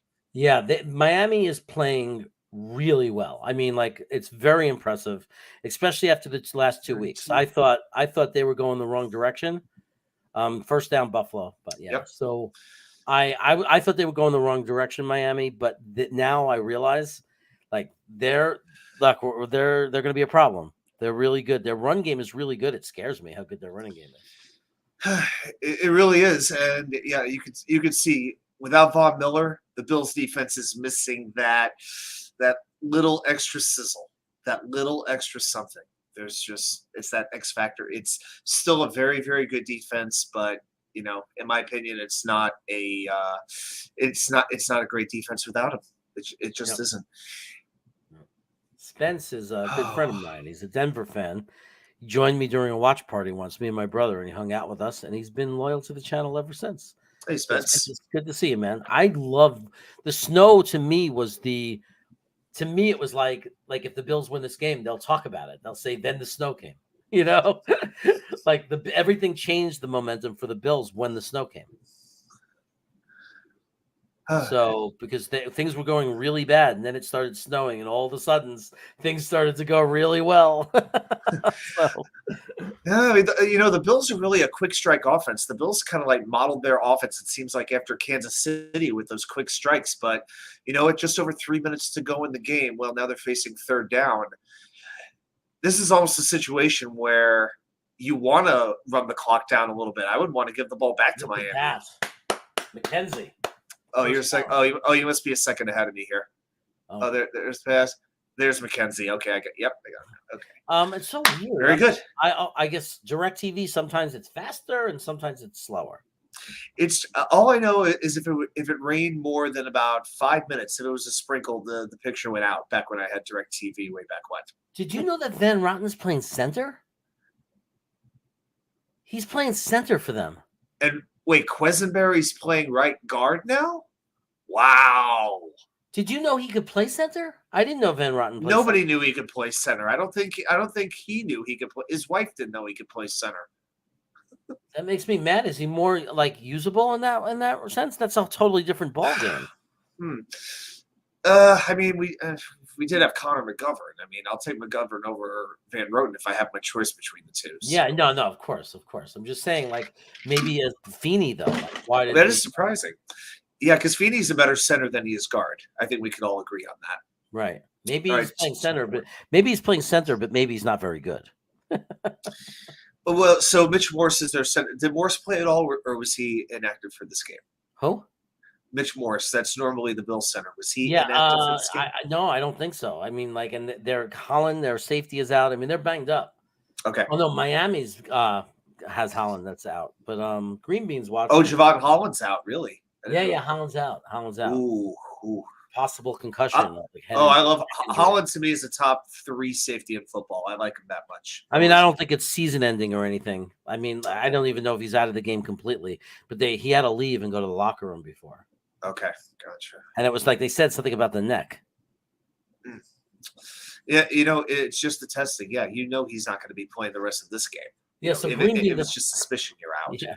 Unless you're Devontae Parker, of course. Then you can go back in the game.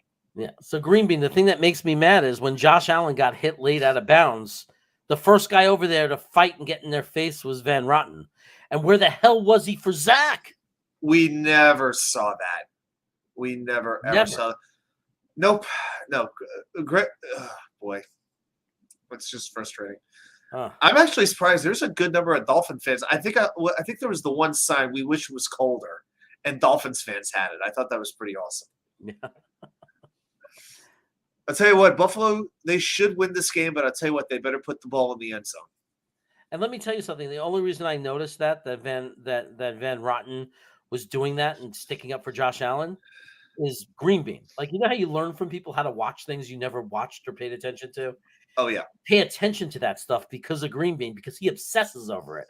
Like, he's always looking very carefully about what happens after a tackle, what the players are doing out of bounds. Like, he's always watching and saying, "What the hell? Where's our guy? Why aren't you like?" And now I watch for that too. When somebody hits Zach, I'm like, or Mike White, I'm like, where the hell is our guys? Why aren't they standing? Why are they letting the other team stand over our guys? Why aren't they bumping them off of them?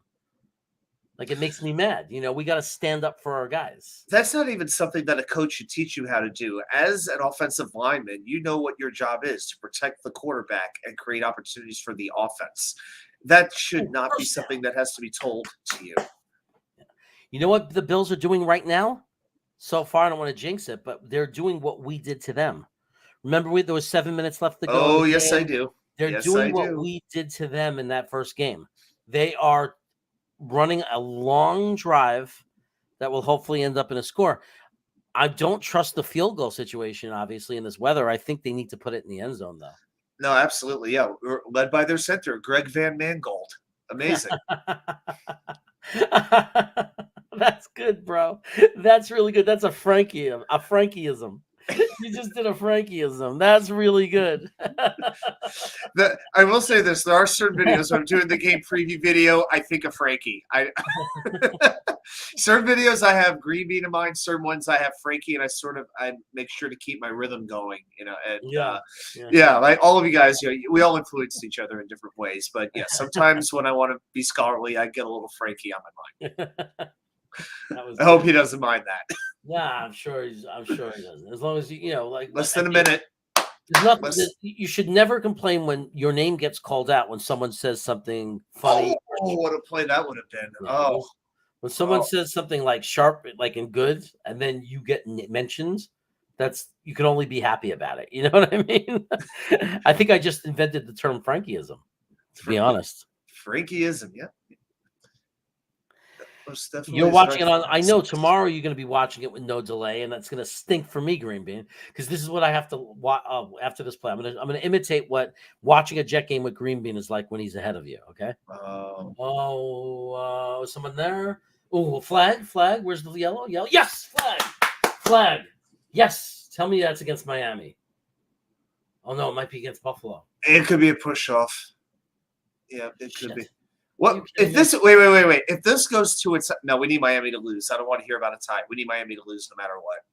Tie's not going to be good enough. What's the call going to be? It looked like Buffalo was frustrated. Are the flags going to go against us even when it's not us? No, it's on the defense, right? Pass interference on Kahui. Okay. Pass interference defense. That's a huge play for Buffalo. 28. All right. Kahui. Yes. Let's go. The 10-yard line. Come on. Come on, Bills. You know what? Just run it to this. You know what? I trust the field goal game now. So here's my imitation of Green Bean watching a Jet game when this is why it's so hard. So the play starts, right? And this is Green Bean. Oh, man. No. Oh. And I'm thinking, oh, my God, what happened? Did we just turn the ball over? And he's like, I can't believe he only got 2 yards out of that run. And I'm like cursing him, going, you're killing me, Green Bean. You're killing me here. Oh, boy. All right. Bills have it from the Miami 13, 45 seconds to go for those who might be watching later and have no idea where they're. All right. Sometimes we need timestamps up the middle. Oh, look at that Greg Van Mangold block. Oh, so efficient. Okay. And here's another one. That penalty, Adam. Yeah. That was a gift. We could use one. Did you have now? Honestly, did you have any excitement one way or another about Baltimore losing to Cleveland? Honestly. Okay, so here was the funny thing, and I think you saw this on Twitter, in our Twitter group. I asked, and I was very serious, and Green Bean should hear this too, because I hope he's listening. I found myself rooting very heavily for Cleveland, but it wasn't for playoff ramifications. I was rooting for Cleveland because fuck Aaron Butler.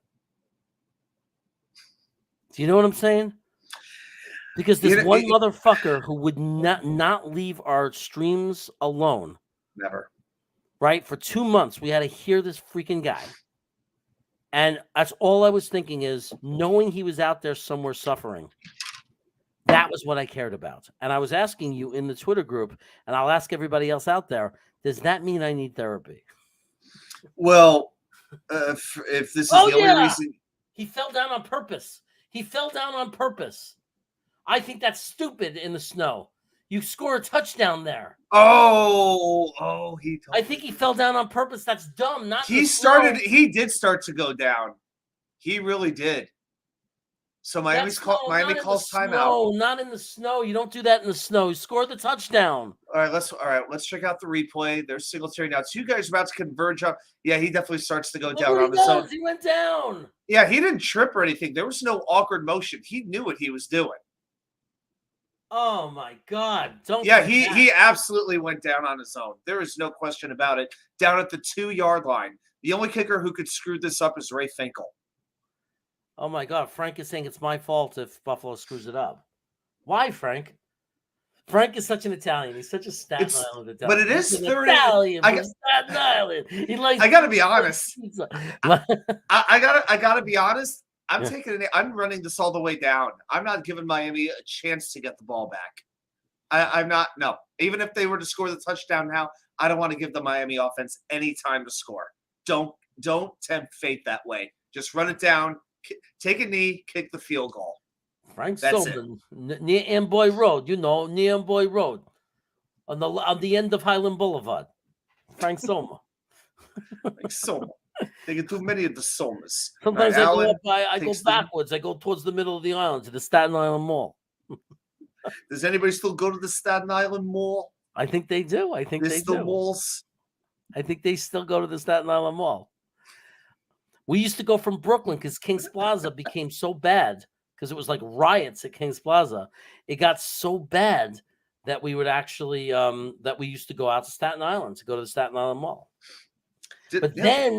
Then when my friends moved to Staten Island and they live in Tottenville, now we go out to New Jersey to go to the mall. We go out to Menlo Park Mall or whatever in New Jersey. Menlo Park in Woodbridge, yeah. That's basically where I grew up.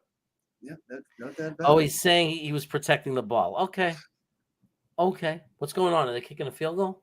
Yeah, they're kicking the field goal. 2 seconds on the clock. They better make this. Yeah. Come on, just make this. It's a chip shot. I don't care. It's Tyler Bass. I'm not. Yeah, Bass is. No. I'm not going to jinx anything. They're still clearing out the space.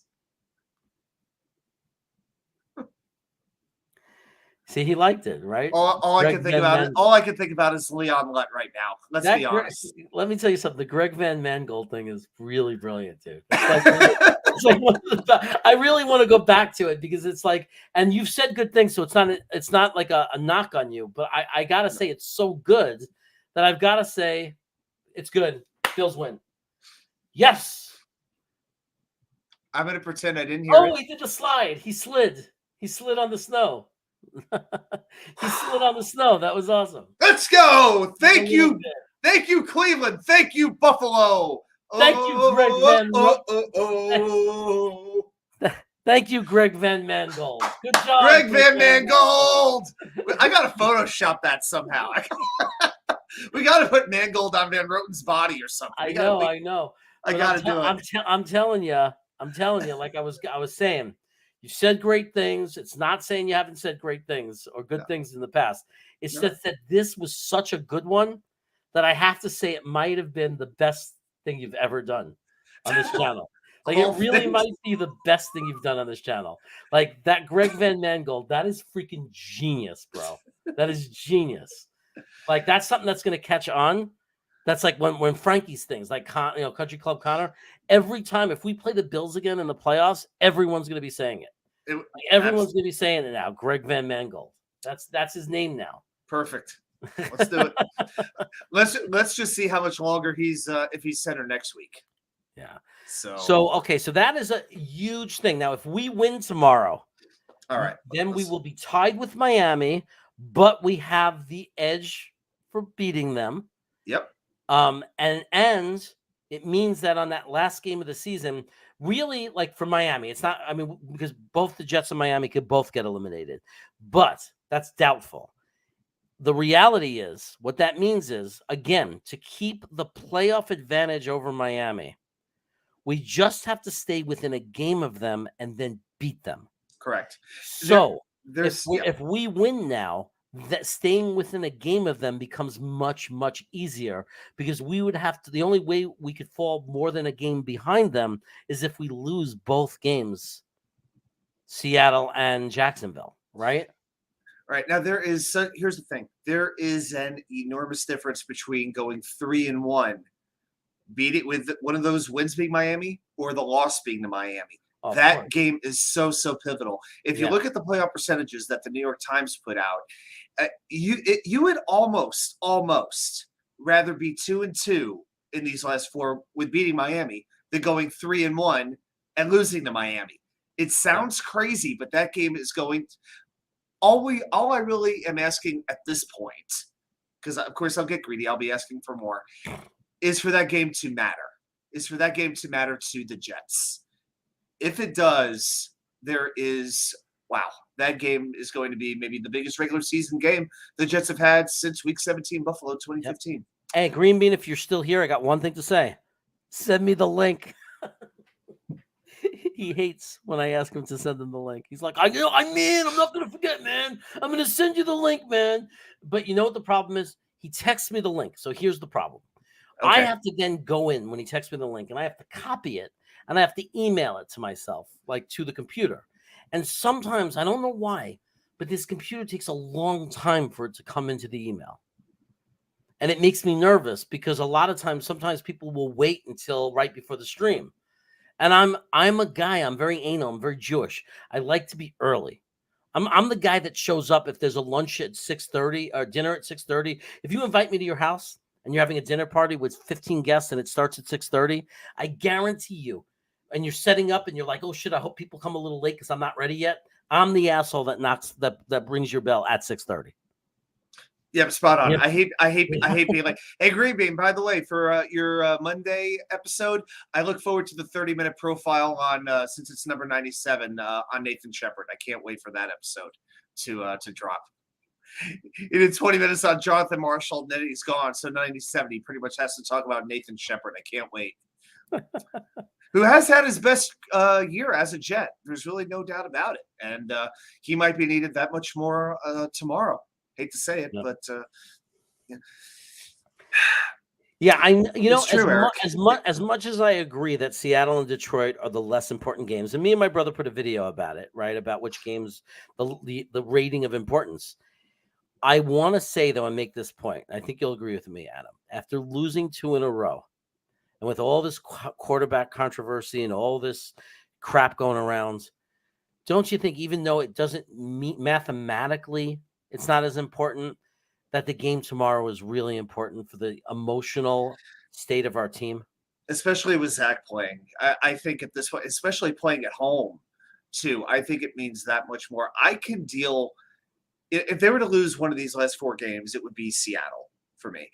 But the fact is, the Jets have lost 3 of their last 4 games since they beat Buffalo. That's just the truth of the matter. Yes, they played well. Yes, they have fought valiantly. But this is a situation where moral victories are non-existent. You know, this is not a team where we're trying to build it up anymore. This is a team that is good enough to make the playoffs. You know, not good enough to be on the fringe of playoff contention. They are good enough to own it. So, yeah, to me, this is a game where they have to get right. And it is a fascinating matchup when you compare how good that Lions offense has been pretty much all season and how much better the defense has been as of late.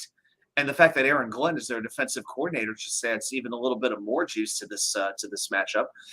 But I'll tell you what, the only player I'm really not concerned about any one player on the defense. I feel like a lot of us were talking about the Lions offense against the Jets defense, but we're not talking about the other way around.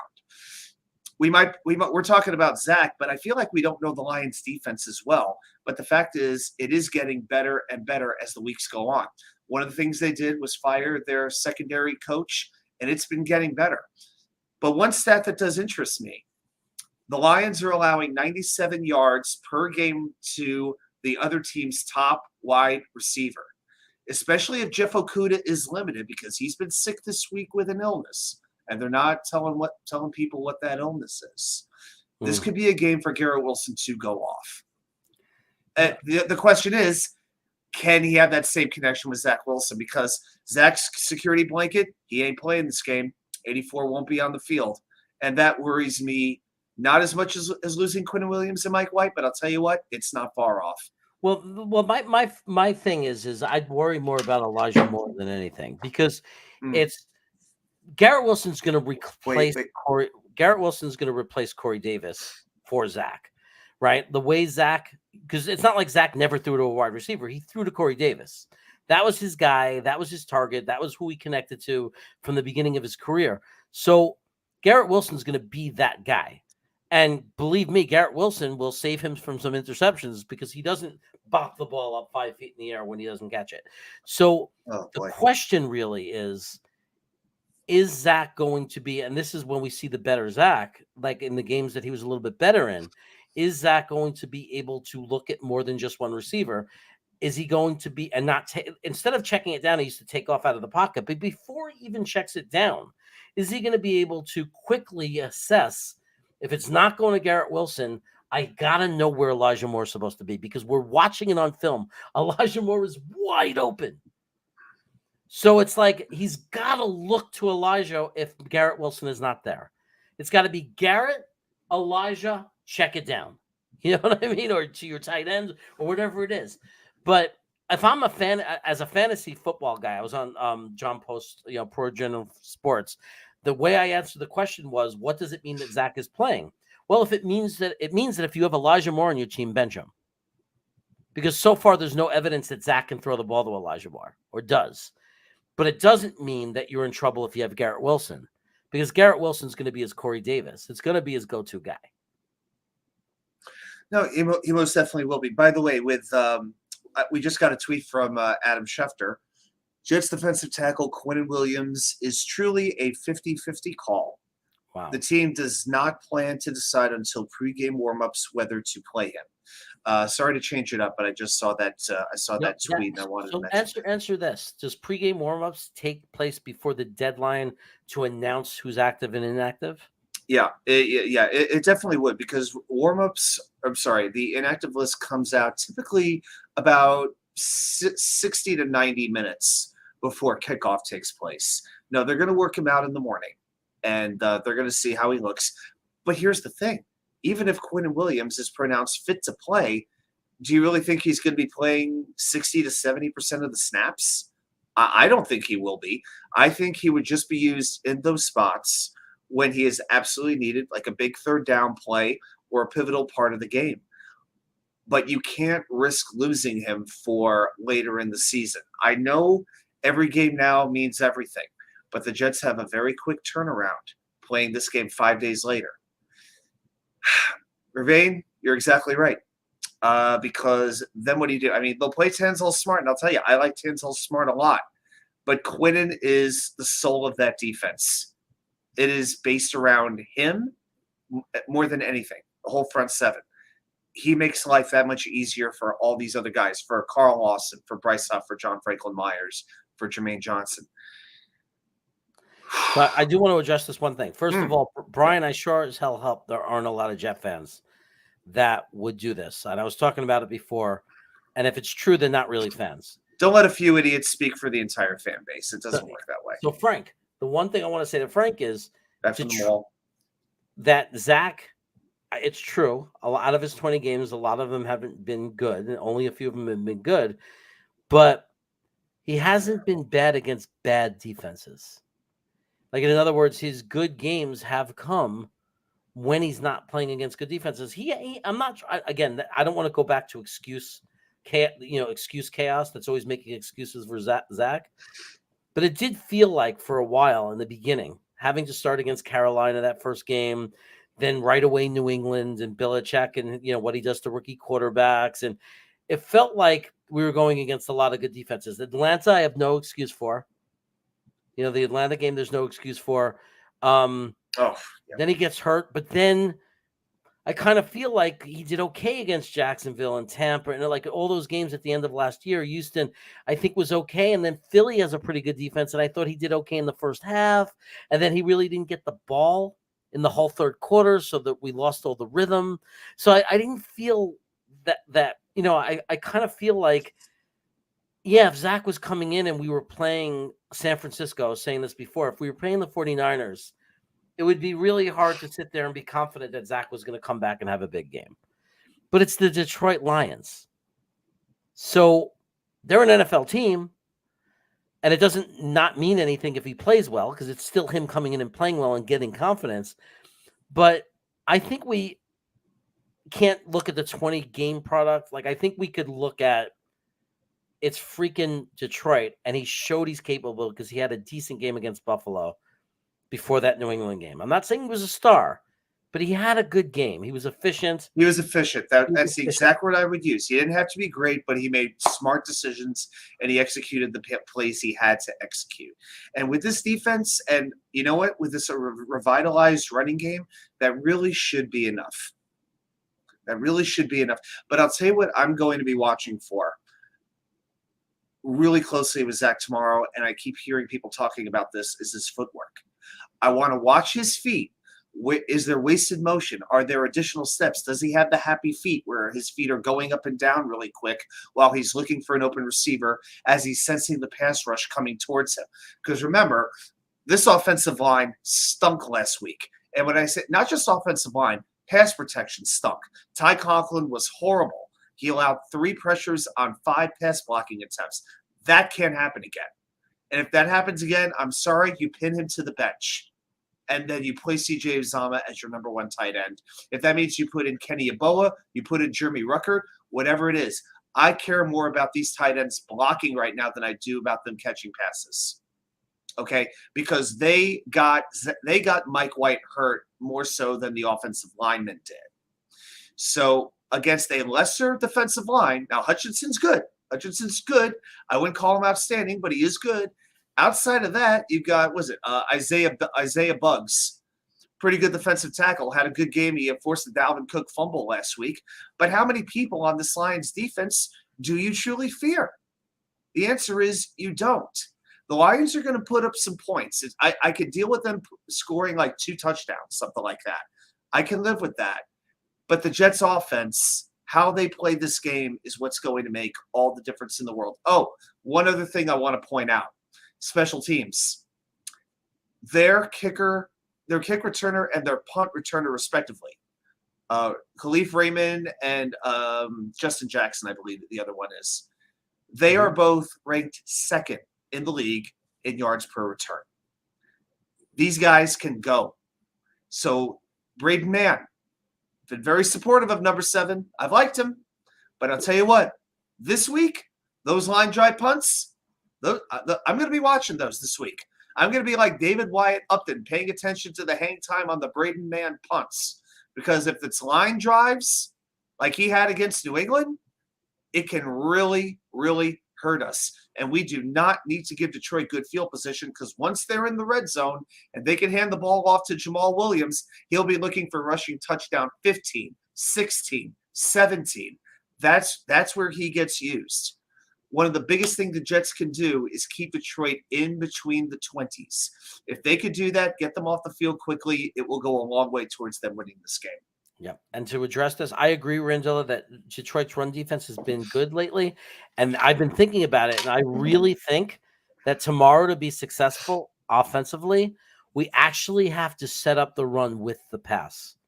And I think that, especially with Zach coming back, I think what Detroit's going to do, and I've seen this on film with Dom C, so I'm taking what I've learned, and I'm talking now. I think that Detroit is going to put 8 guys in the box. And I think they're basically going to be very, very blatant and visibly say, if you want to move the ball and beat us, it's going to have to be Zach. Yep. So I think they're going to openly challenge and disrespect Zach Wilson. I think they're going to have 8 men in the box. I think it's going to be very difficult to run the ball. And the only way out of that is when you put and stack the box like that, obviously that's going to open things up for Elijah and for Garrett Wilson and for Mims and Berrios and give a lot of opportunity. Zach has to make them pay. He has to answer that challenge, because then what happens is they will have to soften up the box, because they will have to respond if Zach is lighting it up and throwing the ball well to our receivers, and then we could establish our run game. So for that reason, I agree with you, and I think that the only way we're going to have a run game is if established by our passing game. I could give you one other way, Randella. Sure. There is one thing that Detroit's defense struggles with, and I think this is the one way where Zach Wilson playing can be beneficial for the Jets. Detroit struggles against quarterbacks who run well. They haven't done well against Justin Fields. I know who has. But Daniel Jones, same thing. Mobile quarterbacks can run against the very heavy Lions defense. I want to see some RPOs. I know that Michael LaFleur has been reluctant to call them for Zach Wilson. But I think there are some times when if Zach can figure out when to leave the pocket and when to take off, if he has the discernment up here to make those decisions properly, I think that the Jets could get multiple first downs from Zach Wilson running the ball. It would not shock me tomorrow if Zach Wilson was this team's leading rusher. That's a bold thing to say, but I think the Lions, like you said, are going to sack the box. They're going to try to take away Bam first and foremost. But I think Zach can get loose and rip off a 20 to 30-yard run. I really think that could happen tomorrow. And also, Frank, here's what I want you to do. I know you don't believe in Zach. I know you don't think it's going to go well. I want you to order a chicken palm hero. I want you to order some pizza. I want you to have one of those at least three pizza boxes, a lot of aluminum foil, a lot of those trays with the white little lids. I want to have a lot of food, and I want you to be rooting for him, even if you don't believe in him. As you're sitting there eating your hero, whatever you're doing, I want you to root for him, Frank. Even if you don't think he's going to do well, if he does, you better clap and say, "Okay, Zach, not bad, Zach." I knew it all along, Zach. You're my guy. That's my boy. He doesn't have to say he knew it all along. I want to know that my boy Frank is at least rooting for him, because that's how we do it in Staten Island. We even if we don't believe in the guy, he's still on our team and we still root for him. Right, Frank? Right? Am I right? Am I right? Tell me, Frank, am I right? Am I right? Am I right? Okay. We would rather be happy and wrong than right and angry.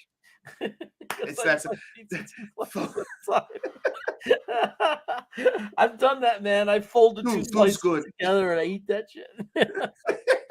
Yeah, that's right. You need the grease just coming out. Yeah, we're already talking about pizza. Yeah, this is a good omen for me on Wednesday, isn't it? No, if we win tomorrow, we're not in, but we pass Miami in the playoff order of things. Yeah, it is so big for the Titans to beat the Chargers tomorrow.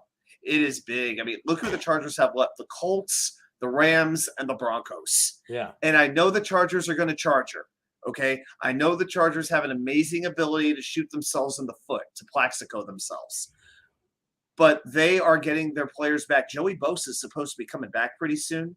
They've got their top two wide receivers healthy. Plus, they have an amazing third wide receiver now.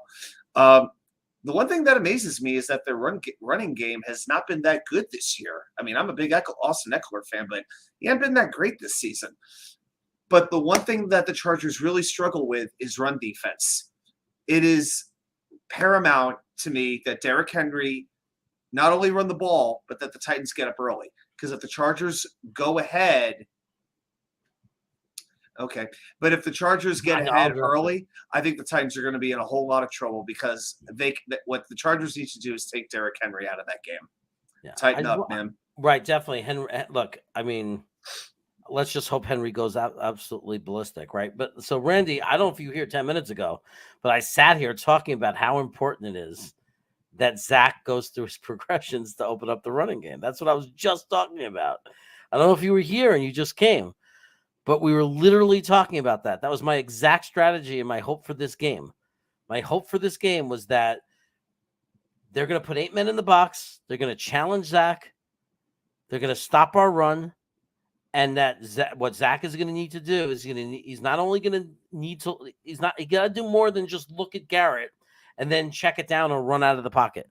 He's got to look at Garrett, because that's going to be his first receiver on most plays.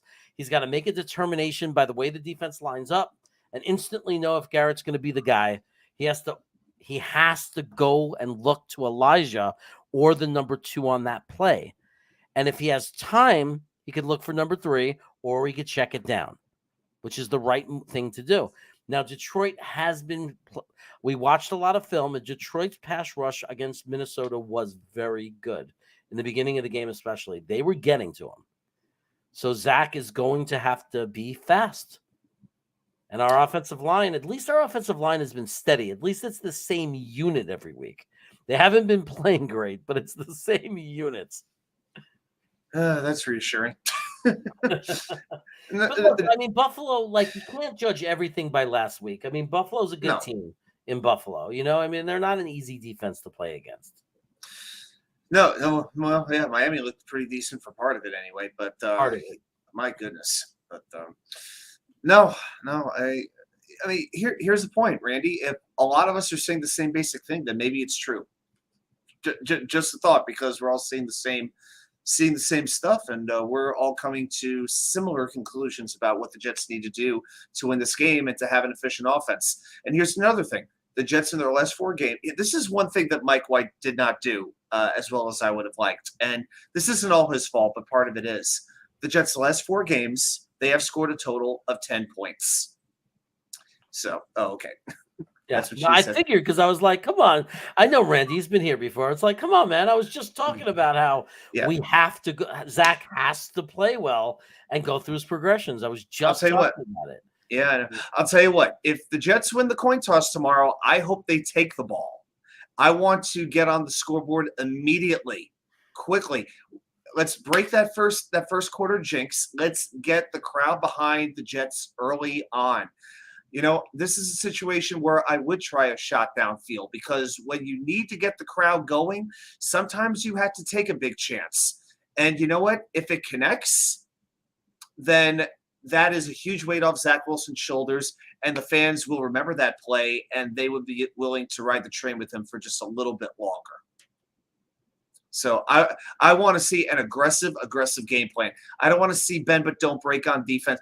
Especially if Quinnen doesn't play, I want to see a few more blitzes on defense, because you have to get to Jared Goff. Goff has been very, very efficient over the last month. I don't think he's thrown an interception in 4 games. Right, but he's very suspect when under pressure. He's only completing 43% of his passes under pressure, but 67% for the year. Now, he's got those small hands, and let's see what happens in the cold weather. Put it this way, every Jets fan right now should get down on their knees and thank the Lord that this game is not in Ford Field. If this game was in Detroit, I don't know if the Jets would have a chance. Right. I really don't know. Eddie, they did announce the backup right when they announced Zach was starting. They said Joe Flacco would be the backup. They're not going to elevate Strevler and put him in a position where his first NFL action is in a game this important with this much on the line. Just not going to happen. Yeah, it's so true. I mean, I think Flacco will be looking for any reason not to get on the field. It takes him so long to warm up. Like, at the end of his career, I'm going to use a baseball reference. David Wright needed to go through, suffering from spinal stenosis. He had to go through 3 or 4 hours of stretching, of calisthenics, of yoga, and whatever, just so he could play in that day's game. Joe Flacco basically needs to do the same thing. The difference is, I don't think he gives a damn about playing or not. I think he is there at this point to collect a paycheck. I don't think he wants to take any more hits. I don't think his head is in it. But we don't get to see practice. We don't know what Chris Streveler is doing. And again, I know the preseason is a fun thing to talk about, but you can't take it too seriously when you're facing the third team. The backups to the backups. That's who he was doing this against. Yeah. So if he's not even dressing, if he's not taking reps in practice, there is clearly a reason why not. I'd like to see it. I feel it, but it's just not going to happen this year. It's just not. Yeah. I mean, if they've left him exposed, even because you can't protect everyone. And I think their attitude is going to be, if nobody snatches him up, he'll be at camp, and we're going to keep looking at him. And I think they might even take a more serious look at him in the preseason. Like, they won't wait till the end of the game. They might give him some action earlier. They might want to see what he can do. It's possible, because he did, there's no evidence he can't do it. There's not a lot of evidence he can based on the competition he played against in preseason. But, he played in Canada. He's really good there. And, he succeeded at every level. He has mobility. He looked like he had a strong arm. He looked very accurate. I mean, I think they're going to want to look at him more, and I think he might get a chance one day, but it's not going to be the season, like you're saying. It's just not, unless there's a plethora of injuries. No, I mean, if they want to have the Streveler package like they had the Ray Lucas package during his first year with the Jets, that's fine. We heard about the Streveler package again in one of the New England games. The package never got opened. The package is still sealed and tied with a ribbon. So we never got to see it. I'm dying to know what that playbook contained for Chris Streveler. Yeah, but you know what? After last week, I thought Michael Carter, and I like Michael Carter a lot, but he did not look right at all. And it's more than just the fumble. He really seemed dedicated in the offseason to getting that extra step. I remember Hard Knocks, the last episode of Hard Knocks. Okay. No, not Hard Knocks, Flight 2022, excuse me, where Carter was watching. Show.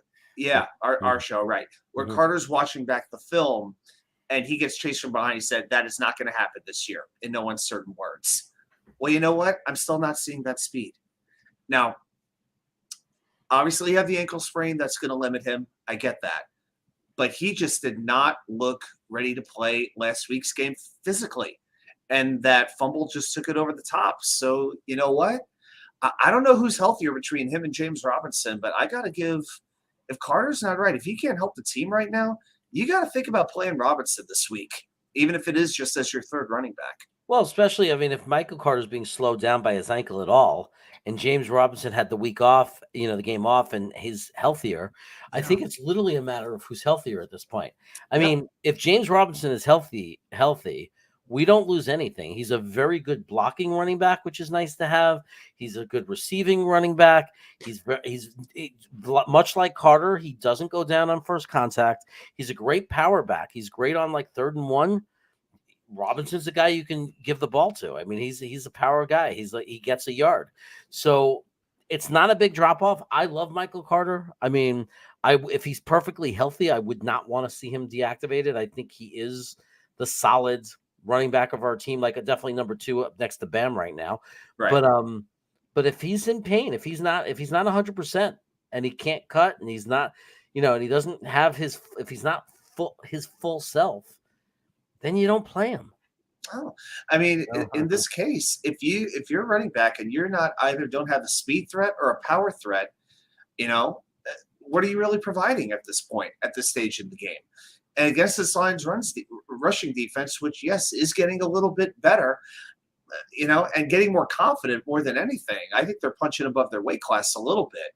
Yeah. By the way, I hope Jarrad Davis is playing tomorrow. It'll be interesting to see if he gets elevated because what's his name? Derek Barnes is out for this game, who's usually a starting linebacker. He will not play. So there is a chance we might see a little bit of Jarrad Davis tomorrow, which would be interesting.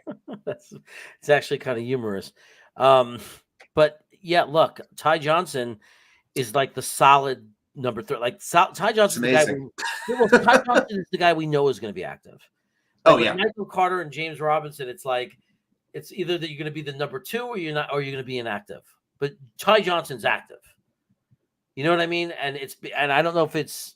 I think it's just they love him. First of all, they love him, and I think he is just their go-to 3rd down receiving running back. Yeah, every time the Jets have a 3rd and 15, you can count out Ty Johnson to catch that 6-yard pass and take it out of bounds. It's true. It's so true. It really is. Oh boy. So what's the plan for tomorrow? So are you in Green Bay doing the show together? It sounded like you might be doing something a little bit different. No. We're doing the normal stream tomorrow on Green Bean's channel. The challenge is that I'm saying what's different is that usually I'm ahead of Green Bean and I pause it. So we're seeing the same thing at the same time. Green Bean pretends he lies. He says that he can't pause his TV. That's a lie. Of course you can pause your TV. It's 2022. He figured out how to build a studio and he can't figure out where the pause button is. But he won't do it. So I'm stuck like 20 seconds behind him.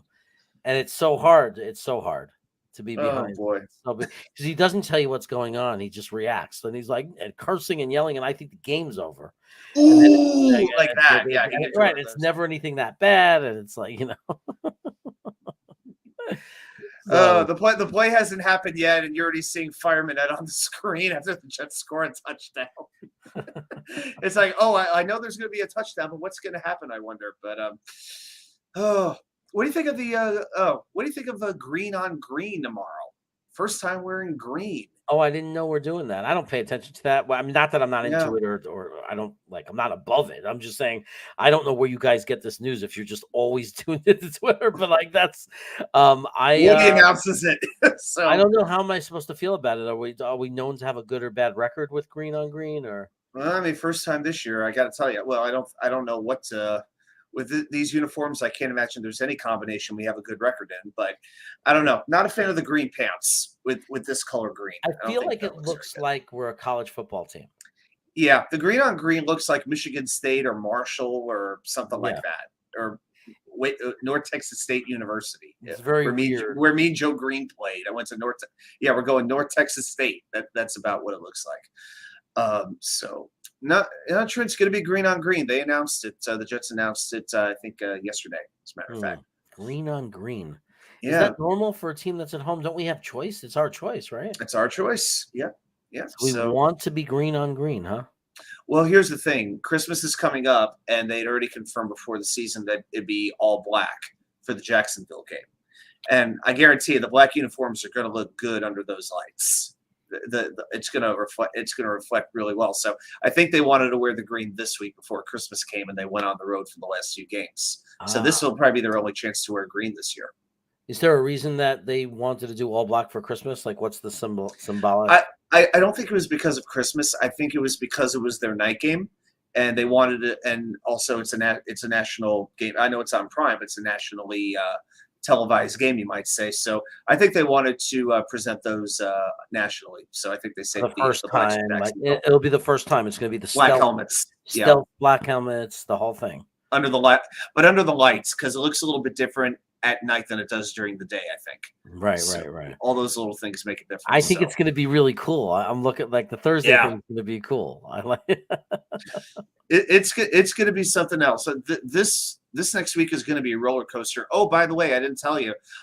Friday, I'm heading to Nashville for a couple of days, so I'm going to be in Tennessee.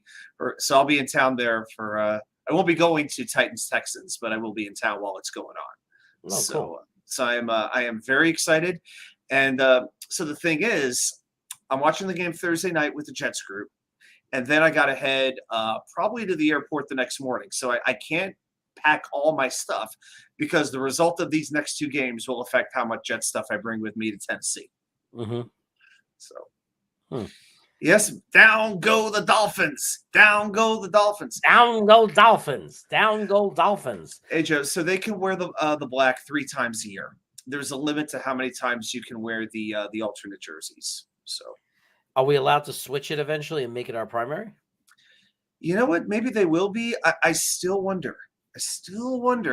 If they're gradually phasing out the green. I don't know that they're going to be rebranding, but it wouldn't shock me if they are. There's all kinds of.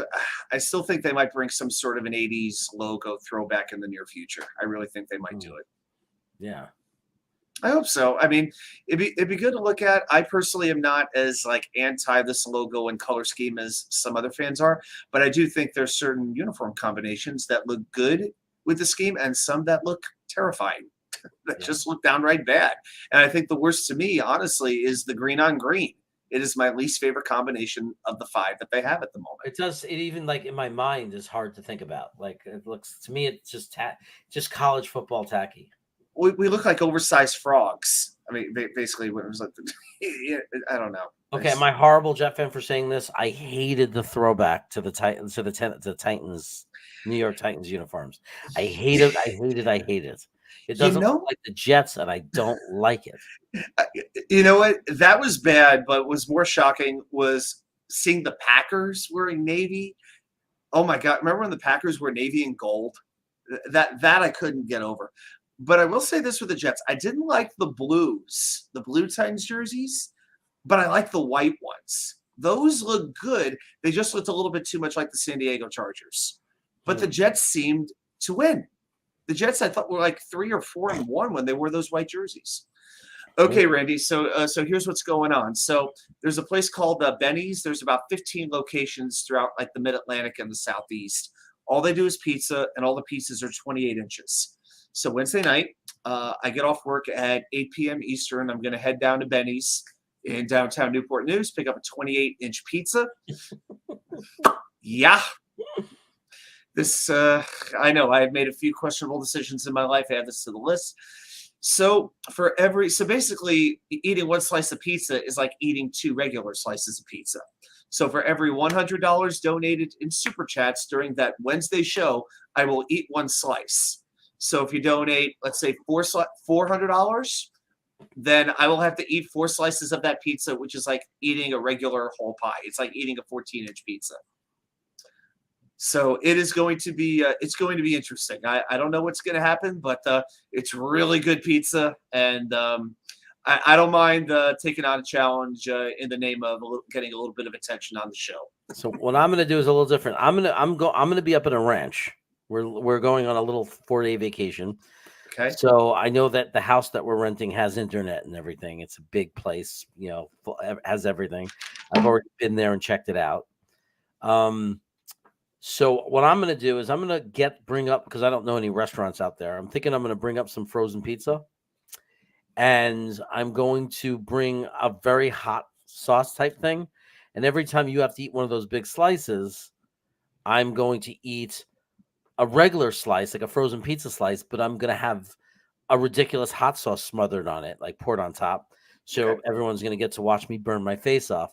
And it's actually harder than eating a hot sauce when you just do a shot of it, because it's dragged out through the process of eating an entire piece of pizza. Oh, so it's very painful. And I know that's what everybody wants. They want me to be in pain. So that's what I'm going to be doing. In case you're wondering, guys, this is all going to take place on this Wednesday at 10 p.m. Super Chats, you guys decide how much we have to eat. Y2K, Adam once had to eat about 12, 13 hot dogs. I had to do about 13 shots of hot sauce. It's going to be a little harder. We're not going to do it where it's as much quantity. It's just going to be more pain, but less quantity. So it's going to be for every $100 in Super Chat. It's like, we're desperate for the holidays. For every $100 in Super Chat, Adam is going to eat one of those giant slices, which is the equivalent of a 14-inch pizza. It literally covers up 2 like large paper plates, 1 slice. Like you could Google like Benny. Oh, I've seen it. Just make sure they cut it right. Make sure they cut it right, not into those little pieces, but they cut Oh yeah, they will. Yeah, I've gotten from there before. I've eaten there many times. Because Mamma Mia's in Apex. Good point. Has a 20-inch pizza, but they cut it up in that party way where they're little pieces. I'll just say, when I place the order, I'll probably I'll do like half cheese, half sausage, because they got the good sliced sausage that I really like. And sliced sausage. None of the crumble sausage. I need the sliced sausage. I love the way you said it, that I really like. I'm going to be eating again. So you'll be doing that. I'll be joining you with a regular size frozen pizza slice, but it's going to be smothered in crazy hot sauce. What's the frozen pizza going to be? What brand's it going to be? I don't know, Giordano's or Fresh Go, or there's one out here called something Beast that's like a crazy one smothered in toppings. Okay. Like we have a lot of, there's so many choices now. Sometimes, a lot of times I go for like the traditional brands, like, that everybody heard of. But there is this one that's like called Meat Madness or something. And it's just covered in meatballs and sausage and. Oh man. Yeah. That's the thing.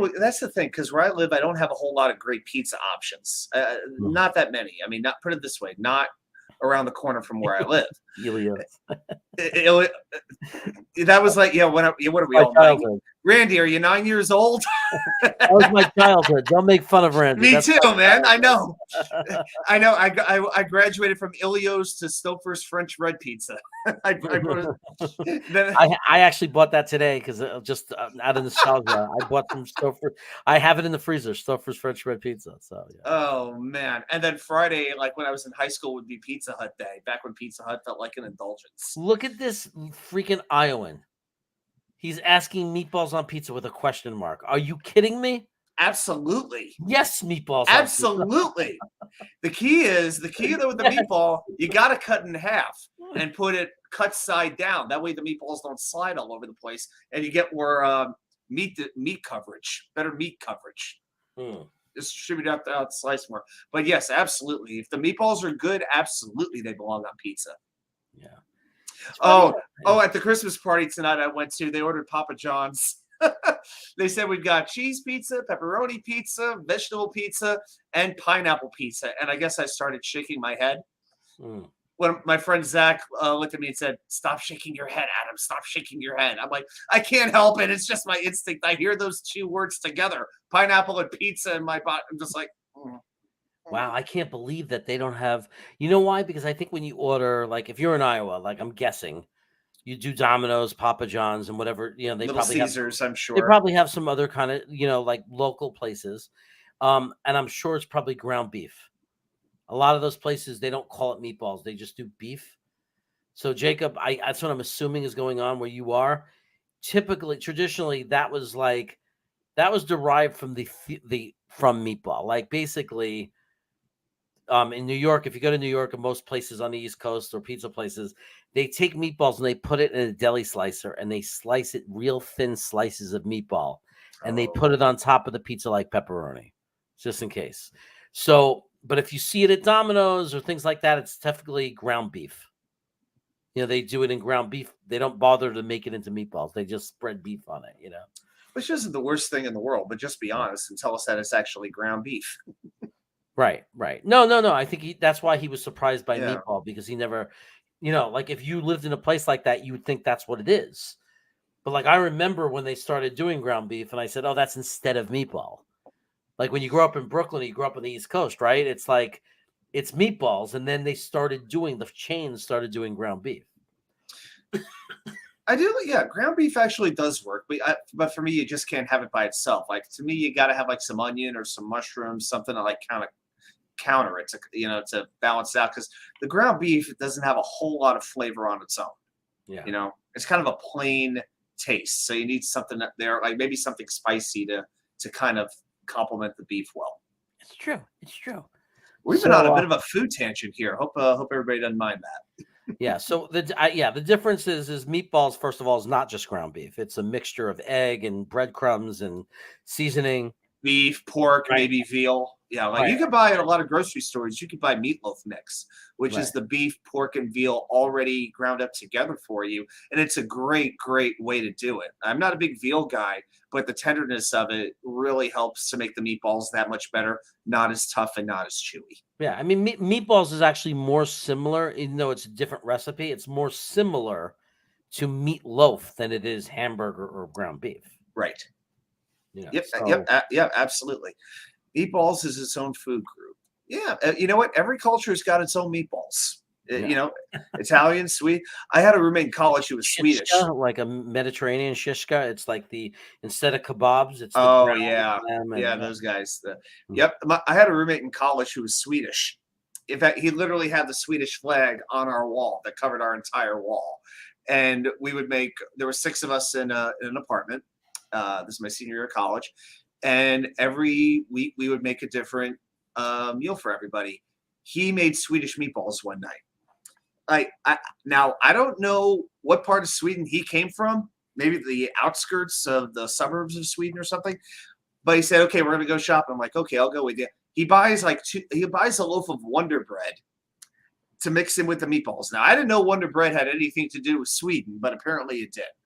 I tried to like them. Put it this way, they were better than IKEA's meatballs, but not much better. Not much better at all. Right. So, but you know what? Meatballs are one of those things, when they're made right, they are amazing. When they're made wrong, oh boy, it's just like, get me out of here. And yeah, it hurts. Yeah. Hey-oh. Yeah, they got. I always like meatballs in a meatball hero. Anyway, I think that we got to wrap it up. I got to go. My wife wants to watch a movie, and I told her 9:00, and it's 9:30, and I hear her banging around the dishes, and that's usually to let me know she's waiting. But thanks for jumping on, Adam. I appreciate it. No, you're welcome. And out of this. Yeah, today. I'm sorry. So we ended up getting a mini show out of this. It almost makes up for Wednesday. I'm glad things are working a little bit better. Hey, Chris Barretta. Radigan. Radigan. What's up, brother? You know what, Jets fans? Today went about as well as it realistically could have been. It's not going to be an easy game tomorrow. There's going to be a lot of angst. Just embrace the stress, embrace the angst. But let's just hope at 4:00 we're all celebrating, smiling with a big win, and it puts us right back into the playoff positioning, because it absolutely can happen tomorrow. We know who needs to step up. We know who needs to do it. These next 2 games are going to tell us a whole lot about where this franchise is heading.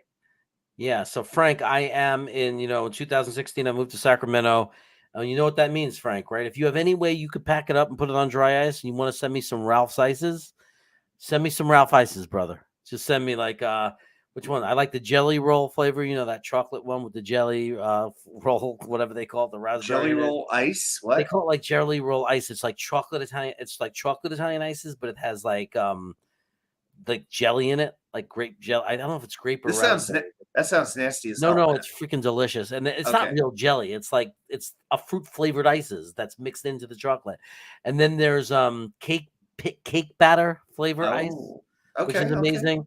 And then I just miss Italian ices. Just get, the cream ice in Ralph's is amazing.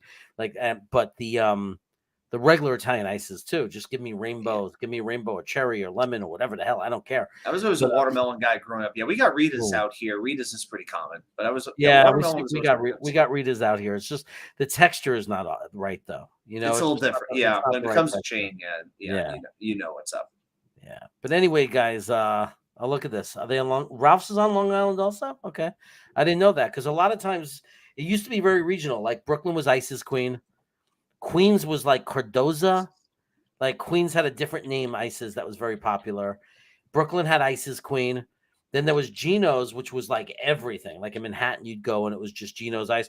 And then it was Mariano's, they were in pizzerias, but they also had the green and yellow cups from the ice. Yes. Yes. I remember the Mariano's ones. Yeah.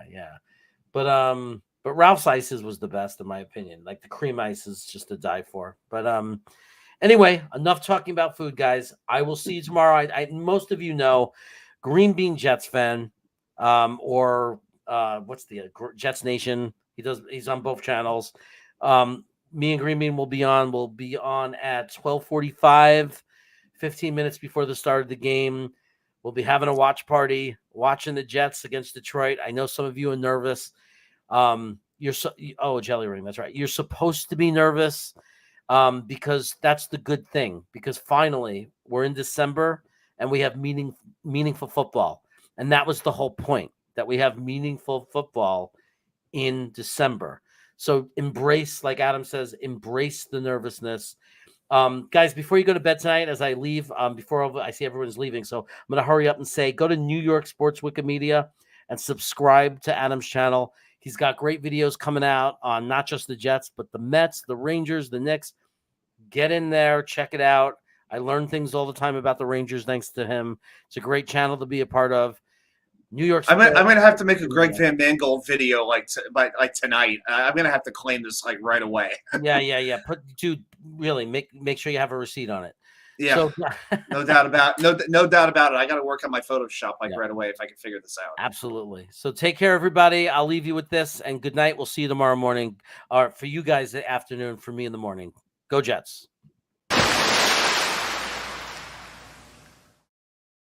I would regret it if people look back at the first episode and you weren't on it. Yeah, well, I like that. It's called forward thinking. One of the worst beats in the world. We do. Our beat is horrible. Connor could shove that article up his ass. And then I went to that game, and I was like, this is the greatest team I've ever seen in my life. I'm a Jet fan. This is going to be the greatest run ever. Yeah. No, because if they take Ekwonu, I'm not complaining. Joe Douglas is the king of keeping shit close to the vest. A 2, a 4, and a 6 for Darnold? Did the Jets really ruin Sam Darnold, or did Sam Darnold just suck all along and we were just trying to talk ourselves into it? And Hamilton is a player who can potentially make a very big impact. And suddenly here we are today, you can't get rid of him. Right, it's like a plague. Joe Douglas was hired because he's not those general managers. Okay, Luscious. Somebody is going to fall just like Elijah Moore did, just like Michael Carter did. what would, if you had one sentence to say to Joe Douglas, what would you say? So you would say, you had me at hello, and then give him a big old wet one right on the smack.